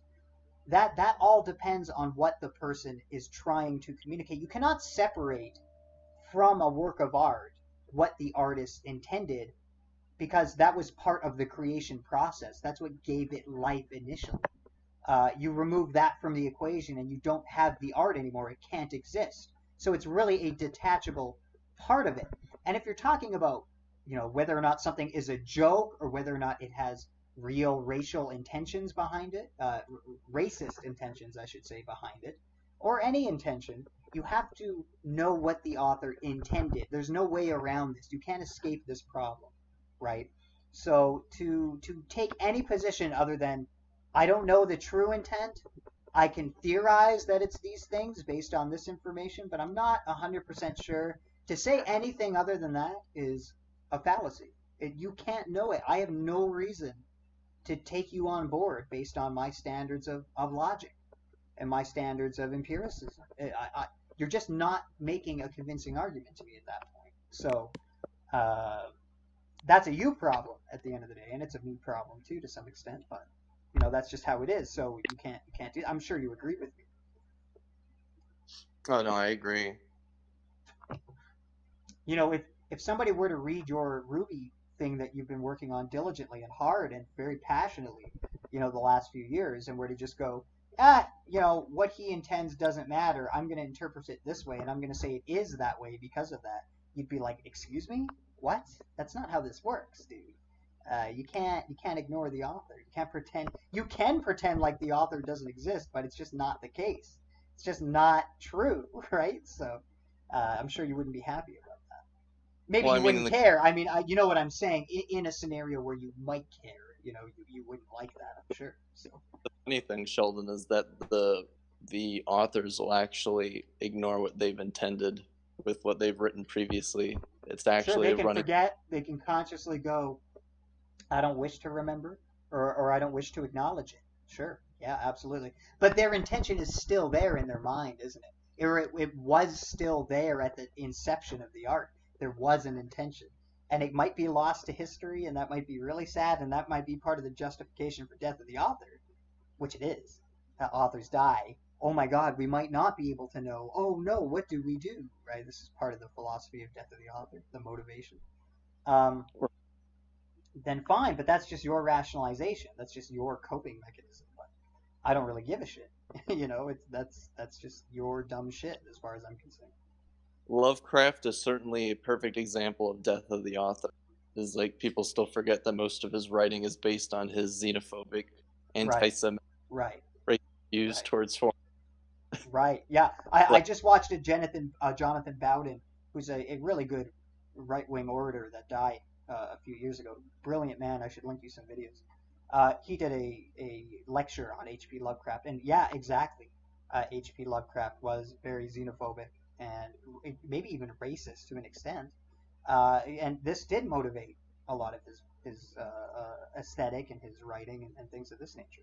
So yeah, Yeah, completely. and Yes. recognized a whole new genre of horror Right. and Right. stories. Right. It's inspired countless great films and books. Like one of the best ones I could think of is The Thing, is based off Right. something that Lovecraft would make. It's the unknown expanse of the universe. It's like anything having to do with space and the cosmic indifference of just the natural selection that goes on in there Right. and the horror that comes with it that stems from Lovecraft. Right. Right. And then anyone Huge can cultural influence. does Huge. something Countless. racist. Unmeasurable cultural influence. Yeah. Definitely. Would you call it a cult following or counterculture following? I don't know. I'd have to think about it. Okay. All right. It's a joke. 4 minutes. Ooh. So those claiming that it is strictly unfunny racism is wrong. A stance with either side. Is it racism or is it a joke? The answer is yes. You see, it is a joke, so those claiming that it is strictly unfunny. I don't know. Is it? Is it a joke? I mean, it might be. It could be. This is my point. Do you really know that? 100%? How have you logically deduced that? You haven't. You know. I mean, all I would say is that, yeah, it could definitely be a joke. Could be. Joke because I find it funny, and it is not a joke because someone else takes it Right. Right. Right. So that is the beauty of controversial art. Right. Is it appeals, whether it's positive or negative, it still attracts and appeals to both sides of the coin. And if you're talking about it, then you're hook, line, and sinker into the bait. I mean, it's interesting, right? It's like, when is something a joke? And it's like, well, I'm sitting here with you right now. We've made jokes at each other. We know when we've joked at each other. Joking is a intentive thing. It is a thing a person does, right? That's what joking is. That's what a joke is. So it comes from an intention, right? Funny racism is wrong. And it is unfunny racism, so those who are claiming it is only a joke are also wrong. I have not seen any response from the actual artists themselves. When does it become a matter of right and wrong? This whole thing about the picture, it's like people who see it as a joke are wrong, and people who take it as serious racist bait are also wrong. And it's like, when does it become about validation or invalidation? Right. When does it become, well, do we actually have the means to establish this fact? And the unfortunate answer of our existence currently in any circumstance like this is, we don't know. I was going to say it doesn't matter. Right. Hey, what? I was going to say it doesn't matter. I agree with. In fact, I agree with you. I don't care about any of this. I don't care if it's racial. I don't care if it's racist. I don't care if it's a joke. I think I like the art. I like the picture. I think it's a great picture. Do I think it's great because it depicts slavery, or it can, you can interpret it that way? Partly, yeah. It's kind of funny. It's humorous. I kind of find this idea funny of Applejack enslaving zebras. I think that's kind of funny. My criticism. It also has nothing to do with it. I just like Anon the Anon's artwork. It's artwork about My Little Pony. It depicts pony characters. It depicts the shape, the form of them. I like the aesthetic. I like the setting. So I'm already biased to like this to some degree because it's about something I like. So there's many reasons why one can like or dislike anything. But anyway, sorry to interrupt you. I mean, it's like the point is that like my criticisms don't even come from the fact of what's happening. Like I told you this, but it's like, why did he put wavy cracks on the mountains? Like that's always what seemed to pull my attention away. Was it's like, okay, I get snow caps maybe, but then like there's more and more underneath that, and it's like, Why? Right. Well, you should send him a tweet. Ask him, why are there cracks on the mountain in your Applejack picture? Like, this is baffling my mind. He'll answer you. He'll fucking be like, he'll tell you. I'll do that after the You stream. should definitely do it. And be like, yeah, we did a stream about your picture. So he can tweet it out and we can actually get an audience. Let's use this motherfucker for all he's worth. Ha ha. Yeah. Let's bait the baiter with bait. The baiter with bait. Oh, 3 layers of meta here. Hashtag that shit, man. 3D bait. 3D bait. Many who have Is that a subset of 3D chess? It must be. It's a subset of 3D chess. Yeah.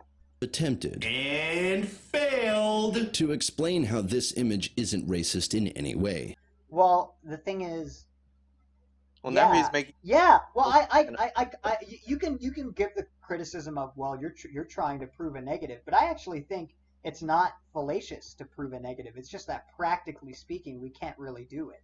But that doesn't mean it's not a valid way to determine whether or not something should be believed or not. I think it is, philosophically speaking. Well, sorry, just let me finish up here. But the thing is, Stallion, it's not about, like, it's not racist. It's just, you just don't know if it is or not. Nobody does except for Anon the Anon. And no matter what he tells you, you can't be sure that that's not deception. You can't be sure that that's not some bullshit coming out of his mouth. Maybe to protect his reputation, maybe to further troll people or mess with people, or maybe to further propagate his message. Whatever it might be, you have no fucking clue. You can't know it, and that's the point. The point, my argument is, none of you retards know. None of you. And you're acting like you do, and you're just wrong. You're factually wrong. I'm pulling a Trump here. You're wrong, you're wrong, you're wrong. And you're an idiot. And you're moronic. You know, that's what I have to say about it.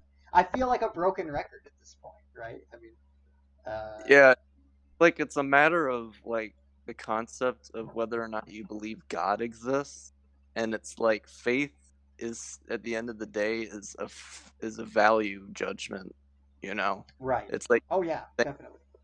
Of taking what's being written down on paper, drawn on a page, and then being asked and told what it's supposed to mean, and take on a faith basis whether you believe that person or not.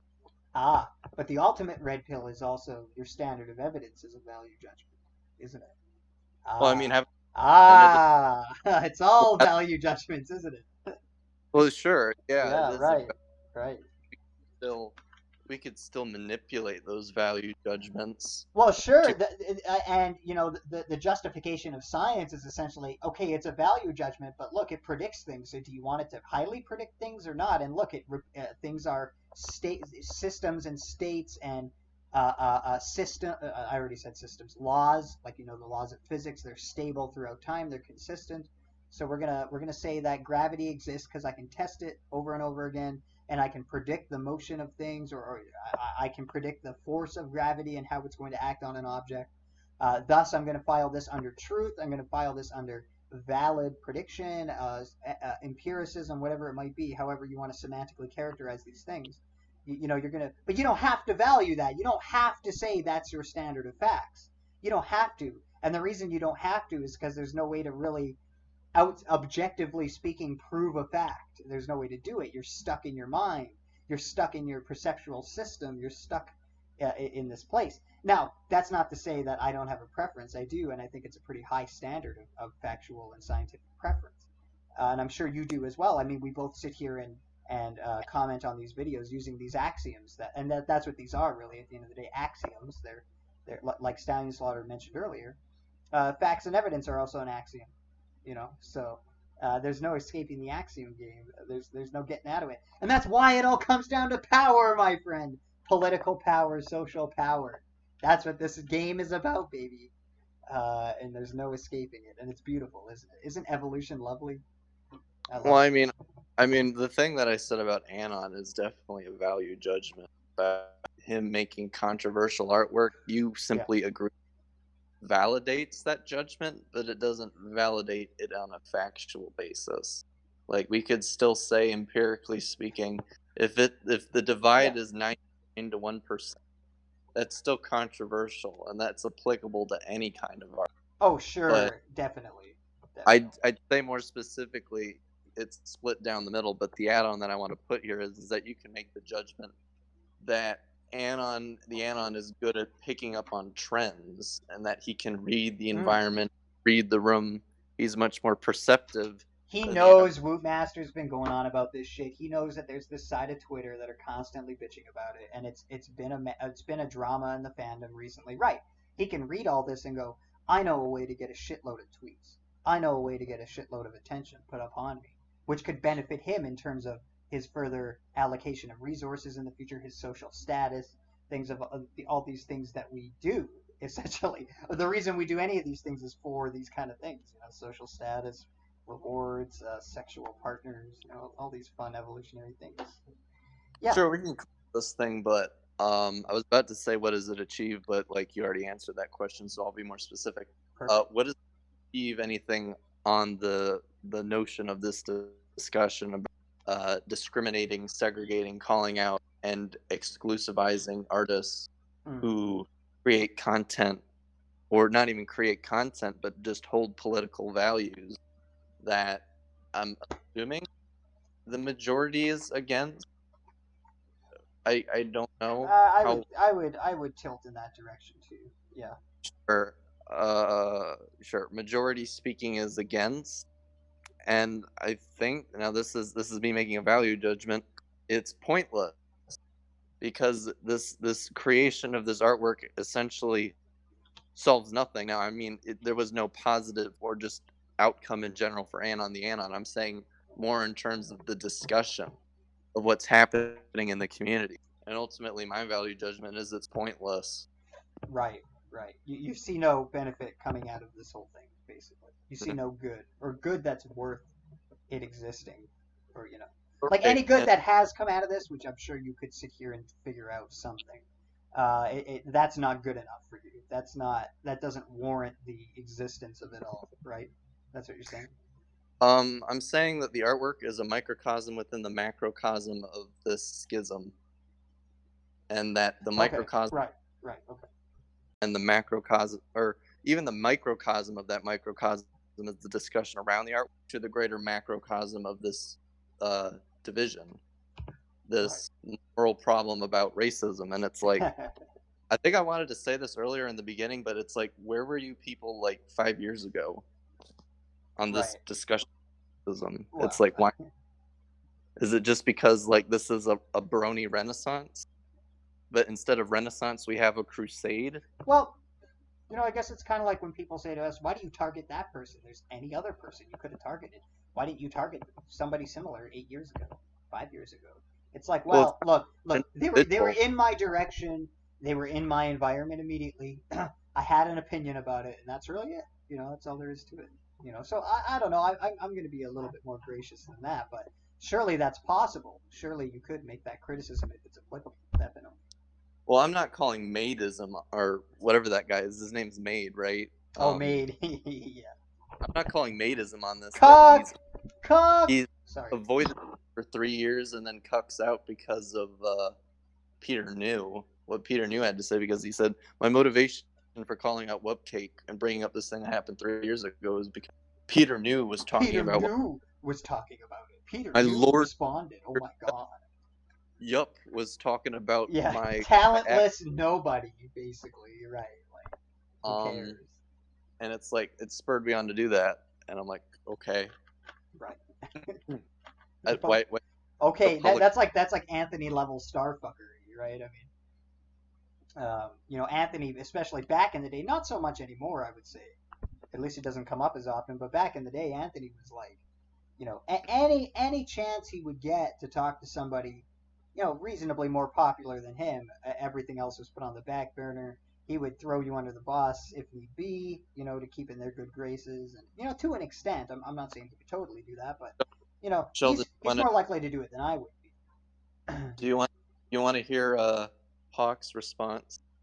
I believe that you made this point that you want him to do a response. This is what he has to say, Sheldon. Okay. Let's hear it. I listened for a couple of hours on the road. I won't be making a response to this because it's mostly the exact same incoherent, nonsensical drivel and gentle ramblings and non-analogous false equivalences that I I've come to expect from the white national. Well, that's an interesting statement because I think I've mostly agreed with him the whole time. So, okay. Well, you could explain why, I suppose, but okay. Anyways, go on. That's it. That's all he said. That's it. Oh, okay. Well, I mean, it's not a very satisfying response, but okay, that's fine. Incoherent rambling. I mean, I think what I'm saying is quite coherent and makes sense. So you're gonna have to show me exactly why that is for me to understand. I mean, I'm obviously open to, being wrong about things. So, feel free. I'm sorry, I'm only 3 and 2 syllable words. Yeah, well, whatever. That doesn't matter. Okay, let's keep going. I'll go ahead and show my entire ass right now. At first blush, I thought it was funny. But upon closer examination of the image itself, and the replies, I realized that the art was simply in poor taste. So in this video, I want to look into the nature of engaging with sensitive subjects, juxtaposition as a comedic device, and the audience's role in shaping context. Content warning, I'm going to talk about suicide. First of all, suicide's my favorite topic, so let's do it. Trigger warning. Everything can be joked about. Absolutely no one that should be taken seriously is saying that slavery is a completely untouchable topic in the field of comedy. But since no one is saying that, I don't know if no one. I mean, I guess what he means is that the majority of us, sort of in our tilt, in our sort of ilk and group, most of us aren't saying that, which, cool, great. Yeah, that's awesome. I agree. Again, a lot more agreement coming out of me here. Shit, I'm sorry. I guess what I'm saying is incoherent. Agreeing with him is incoherent. I don't understand. I guess he's calling himself incoherent. I guess that's interesting. Since slavery is a sensitive subject, the jokes about it have to be a little more clever than this. As a counter, well, I mean, they don't have to be. I mean, I guess what he's really saying here is, if you don't want people to get mad at racial interpretations of jokes, you have to make it more subtle, make it more, under the surface, make it so that the average kind of dummy isn't going to catch on to it. I don't know. I guess that's what he's saying. Like, or is he saying make it more creative so I think it's funny, so I actually have a reason to laugh at it. Maybe he means that. I'm not sure. All humor is irony. Okay. All humor is subjective rhetoric. Well, of course. Nothing is original. We're all going to die alone. Jeez. Depressing turn here. For example, farts are fucking hilarious. The only reason why kind of gross, actually. I disagree. Farts get a bad rap is because it is so easy. Everyone Not farts. Necessarily. I mean, farts are also scatological, and people are, quite disgust sensitive to scatological things, so including humor. So that's part. I make a hyperbolic statement about women not being able to fart because it's unladylike to fart, and yet women do fart. Right. Universal. The ingenuity required to land a fart joke is slightly bested by the skill level required to execute a pun. Where the hierarchy of comedy is concerned, jokes about horrible things like the Holocaust and suicidality and the transatlantic slave trade necessitate a high level of finesse. Professional comedians Key and Peele have complicated jokes do require jokes that are more rich in complexity, that have more things about them and have more layers and have to do about more than one thing, it obviously takes more cognitive capability to do that. Absolutely. No shit. Very true. It's about slavery, during which I laughed so hard that I both shit and came in my pants at the same time. But there was context to their joke that went beyond raffle black slaves, Lamau. Okay, well, this criticism is just, this joke is really simple and I don't like it. Okay, well, Good for you, man. Is the subject of slavery can be funny if and only if you are a shrewd, astute individual with a meaningful understanding of what you're trying to say. If you're not careful, you're perpetuating a dangerous narrative. Now, Yeah, it can be dangerous in a sense. I mean, to that group, I suppose, to some degree. But so what? I don't care. Candy I don't give a shit. If you were to determine that, racial jokes somehow increase the likelihood of, he says dangerous, and I'm assuming what he means here is causes a negative experience in somebody, or alternatively could cause, some kind of physical damage or harm. I reserve dangerous to. I mean, you could say the joke could make someone more depressed, and then might lead them towards suicide to some degree. Whatever. The thing is, I don't care about any of this. I'm okay with that existing. I accept that that's a fact of reality, and I think it's worth continuing the occurrence of, despite that possible risk, despite that possible thing. So what? Again, we're back to opinions. Well, I think that's bad, so I think you shouldn't do it. And I'm here like, well, I don't think it's that bad, so I'm all right with it.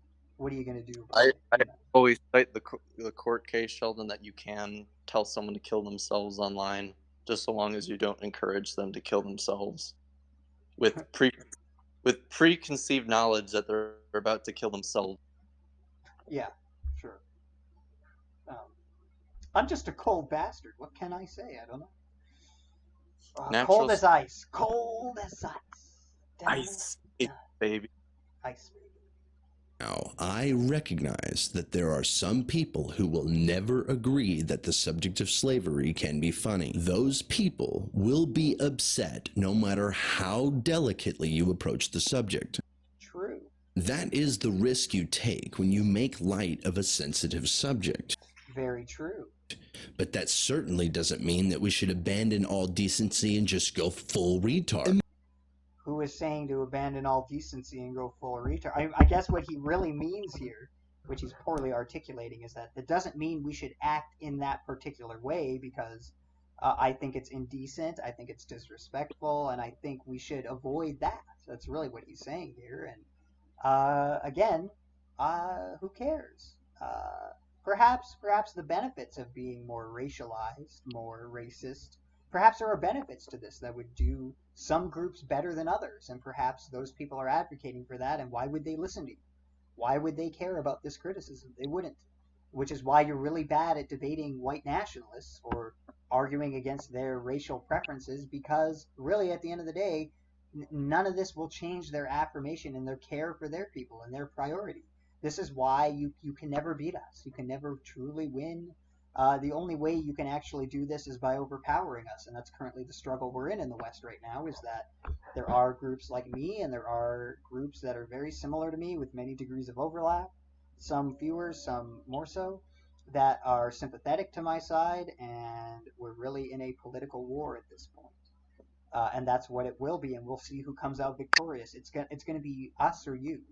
And my guess is that there is a possibility we could win, and that's why you're fighting against this, because you know that we currently are, in some sense, a majority, at least that is white people who would be most likely sympathetic to these ideas of white nationalism. And you know that there's a possibility that the general white population could become sympathetic to us. You think there's enough of a risk there, enough of a possibility, that you're fighting against it so virulently, so strongly. And that's really funny, because it's sort of, in a sense, you acknowledging that these biases are in people and that they may very well come about, and that may very well be bad for minorities. And that's really funny to me, because it gives me some indication that we do have a chance here. So that's funny. That's very funny. But anyways. I feel like this level of argumentation, Sheldon, comes down to, if you like white people so much, why don't you marry them? Right. And it's like, I will. I will. Great. Excellent. Why don't you fuck off and let me be with my white people and advocate for my white power, as they might say. I feel like turning this argument and being like, if you like gay people so much, why don't you just spread your ass cheeks and let one fuck you in the ass? Yeah, well, I guess It's you like could say, like well, what's I'm not better? gay, but I respect gay people's choices, and I think they should be free, and they should have their little gay sex clubs and bathhouses where they spread HIV and all these things. We should let them do this. Yep, I'm drug very shelter. open and liberal. I mean, I hang out with gay people because they like the drugs, or is that a stereotype?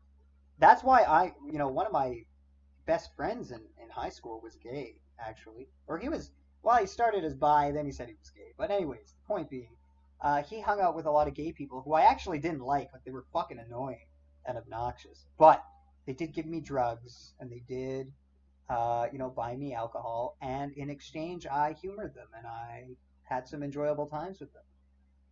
So yes, actually, this exists, where it really does.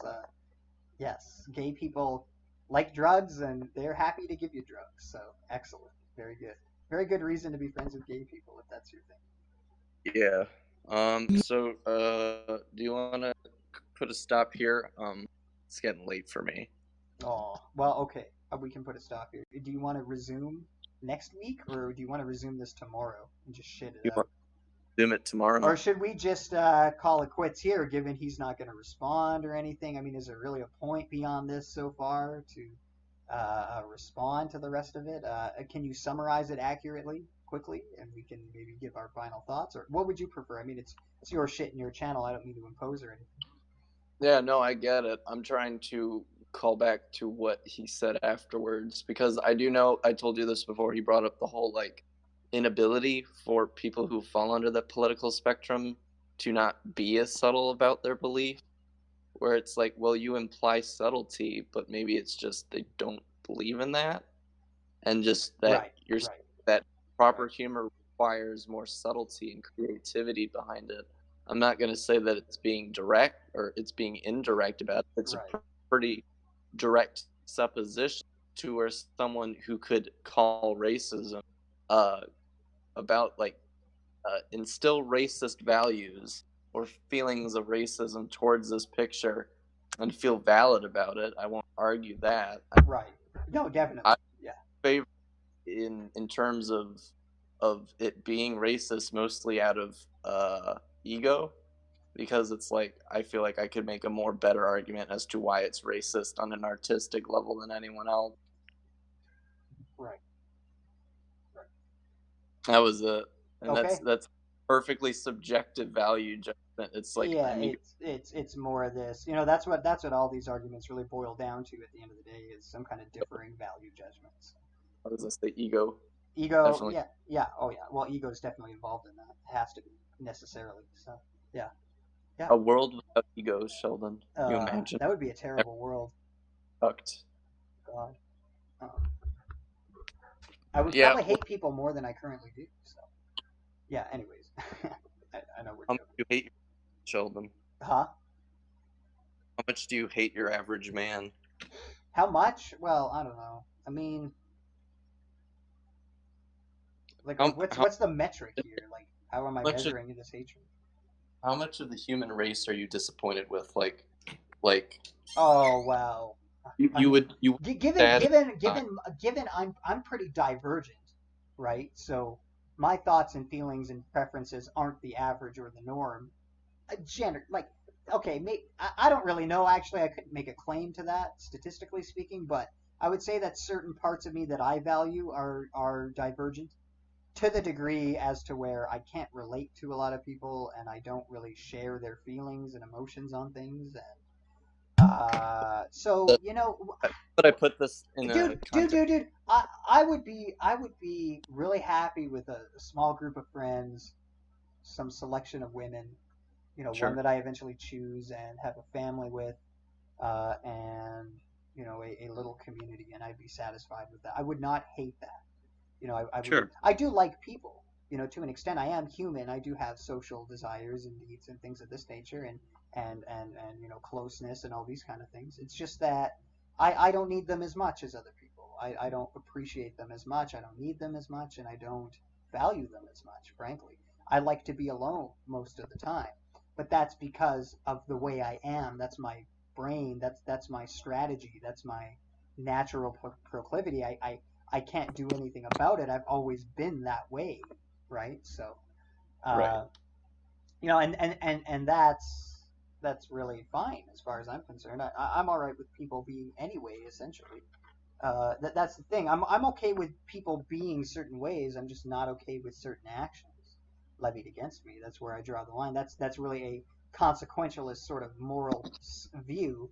Although I'm not literally a consequentialist, I'm a moral nihilist at the end of the day. But you know, my moral nihilism is in a sense wrapped in consequentialism. It's like I'm only going to really morally judge you as bad or good depending on your actions and what effects they have on me or my relative circle of people I give a shit about. And that's really it. You know, is somebody in their mind being into children or being a pedophile or a rapist or a racist or a sexist or any of these things? I don't really care. The point I start caring is when you're having some kind of negative effect on me or my family or my friends or this sort of thing.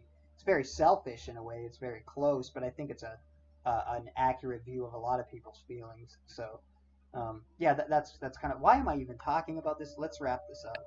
I think. Let me try to simplify this down real quick. Would you prefer the company of people who look more like you or think and act more like you? Oh, it depends. Which means that you Well, would okay, prefer the company. So Well, to do hang on. things with, well, to do things with in a leisurely sort of way, I would say people who are more personality-wise like me, people who behave more like me, because we're more likely to have similar interests. Just look like me, not so much. Look, if I had to choose between a room of black nerds and a room of white jocks, I'd pick the black nerds any day of the week. You understand what Okay. I'm saying? Yeah. Yeah. The point of the question I was asking would how much is your willingness to sacrifice race would be put on scale between having a interaction with someone that you'd feel more comfortable with, Yeah, right. You know, discussion debate wise. Right. It depends about options too. I mean, in a white ethno state, surely there's white nerdy people. Oh yeah, sure. There's still options. Right. Is that You know, there's more. I'm just saying. Yeah, I'm just saying it's contingent on this to some degree, right? I mean, if I was dropped into sub-Saharan Africa today, that to me would be better than being with nobody, right? You know what I mean? It's just that in sub-Saharan Africa, where there's people which I rely on to partially survive, right? It's like I need a job, I need these things, you know, I need to earn some money, I need to gather food. Do so in groups, it's much easier, it's much more effective. There's really practical and pragmatic reasons to be with people and in groups, and you know, so in the context of me being dropped in sub-Saharan Africa, I would be a loner still, but I would still do social communal things because I would have to survive and to acquire a mate and all these kind of things to do the things that I value to some extent. You know, if I wanted the internet, I would have to be somewhere with internet and have to negotiate in a contract to pay for that internet. So I have to be social. I have to be connected. I have to interact in some way. You know, so that I don't know if that's a satisfying answer, but that's my answer. No, that's more than satisfying. I mean, you satisfied the conditions initially before I reiterated the question. Oh, cool. Because it was mostly just me asking whether or not you'd be willing to sacrifice race in order to have a more engaging conversation. Not to say that the person. Yeah, well, absolutely. I mean, just look. I was going to play a show with Wootmaster at BronyCon. Mm-hmm. We were going to play an entire show. Look, Wootmaster as a black individual man, I perfectly like the guy. I mean, I like less things about him now, considering our differing views and considering the way he treated me. But you know, aside from this sort of thing, everything else about Wootmaster that I understand and know, I like the guy. I would play music with him still. If he asked me tomorrow, "Hey man, can you drum on this track for me?" I'd be like, "Hell yeah, dude.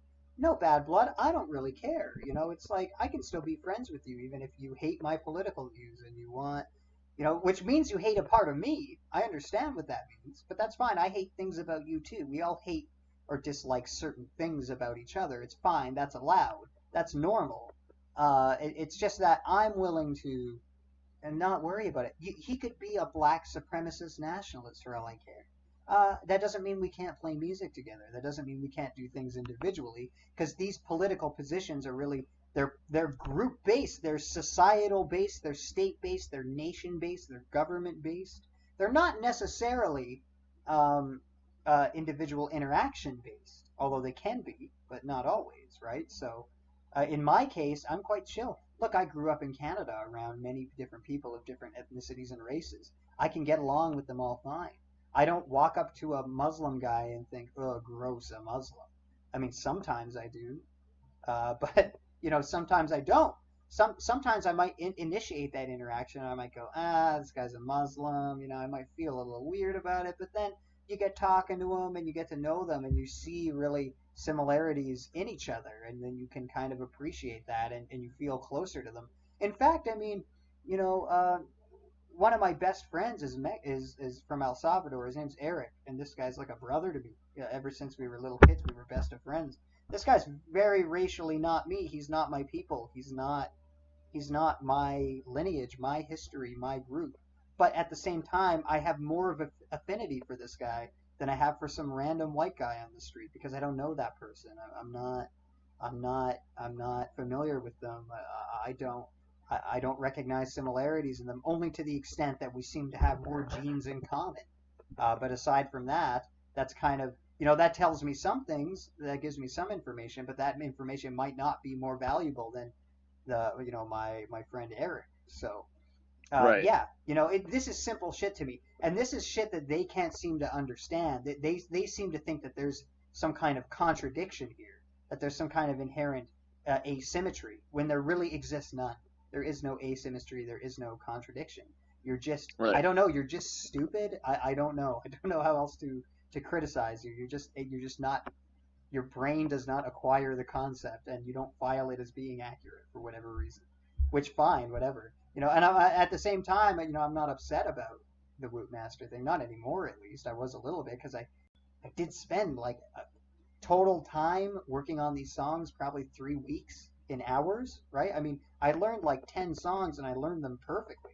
I learned them exceptionally, and I made them my own. In fact, I didn't just copy what the drummer or the percussionists were doing. I made them my own. I created things out of these songs. I put myself into them. I spent weeks preparing. I put my heart into it. And this is what I get in return for that, right? So, of course, I was upset, but, now it's water under the bridge. I don't really care. I did benefit from learning those songs. I learned new things. I became a better musician. So, it's not like it's a net negative or anything, but, you're still kind of a cunt, Wootmaster. You're kind of an asshole. And, why not make music together? Why not put these things aside? Hippies and You're white flowers. nationalist. Then you need it. I'm an extreme right winger, but I'm also kind of a hippie. I love love, and I love art, and I love feel good emotions, and I'm kind of an artist that way. So why don't you stop being a little faggot? Is what I would say. But anyways, yeah. Okay, let's end this stream, dude. Unless you have more things to say, of course. I don't really have much else to say. So yeah, thanks for everyone coming on. Appreciate the patience and I hope you guys enjoyed what we had to say about it. We're probably going to finish this up, like, regardless of whether or not he's going to do a response to it. Like, I still want someone to have the chance that if anyone has an investment in this man's content, whether music or his videos, I want them to have the chance to respond to everything that we'd have to say about what he has to say about it. Yeah, absolutely. And maybe he'll change his mind. Maybe tomorrow he'll wake up and go, actually, maybe I am going to look into this. And maybe he'll think about some things we said. Who knows? Yeah, maybe the way I worded that one statement about malaria is the same way how I worded that tweet. It makes me look like a dumbass. Maybe I'll reconsider. I don't know. But yeah, anyways, everyone have a good night. Thanks for coming on, and we'll see you guys tomorrow night. I want to say 9:30. And promises here will be more brief. I'm really going to start watching myself because I think I am reacting emotionally. That's making me pause very often. I'll just and I'll give you 2 to 3 minutes, and then I'll tell you to shut the fuck up. Yeah, that would be good. Give me a minute. In fact, don't give me any more than that. But okay. All right. Okay. All right. Good night, everybody. Sorry. All right. Sorry, I'm a Canadian. I say sorry every 10 That should be at 9:30 p.m. EST. All right. Next stream. See you guys then. See you later.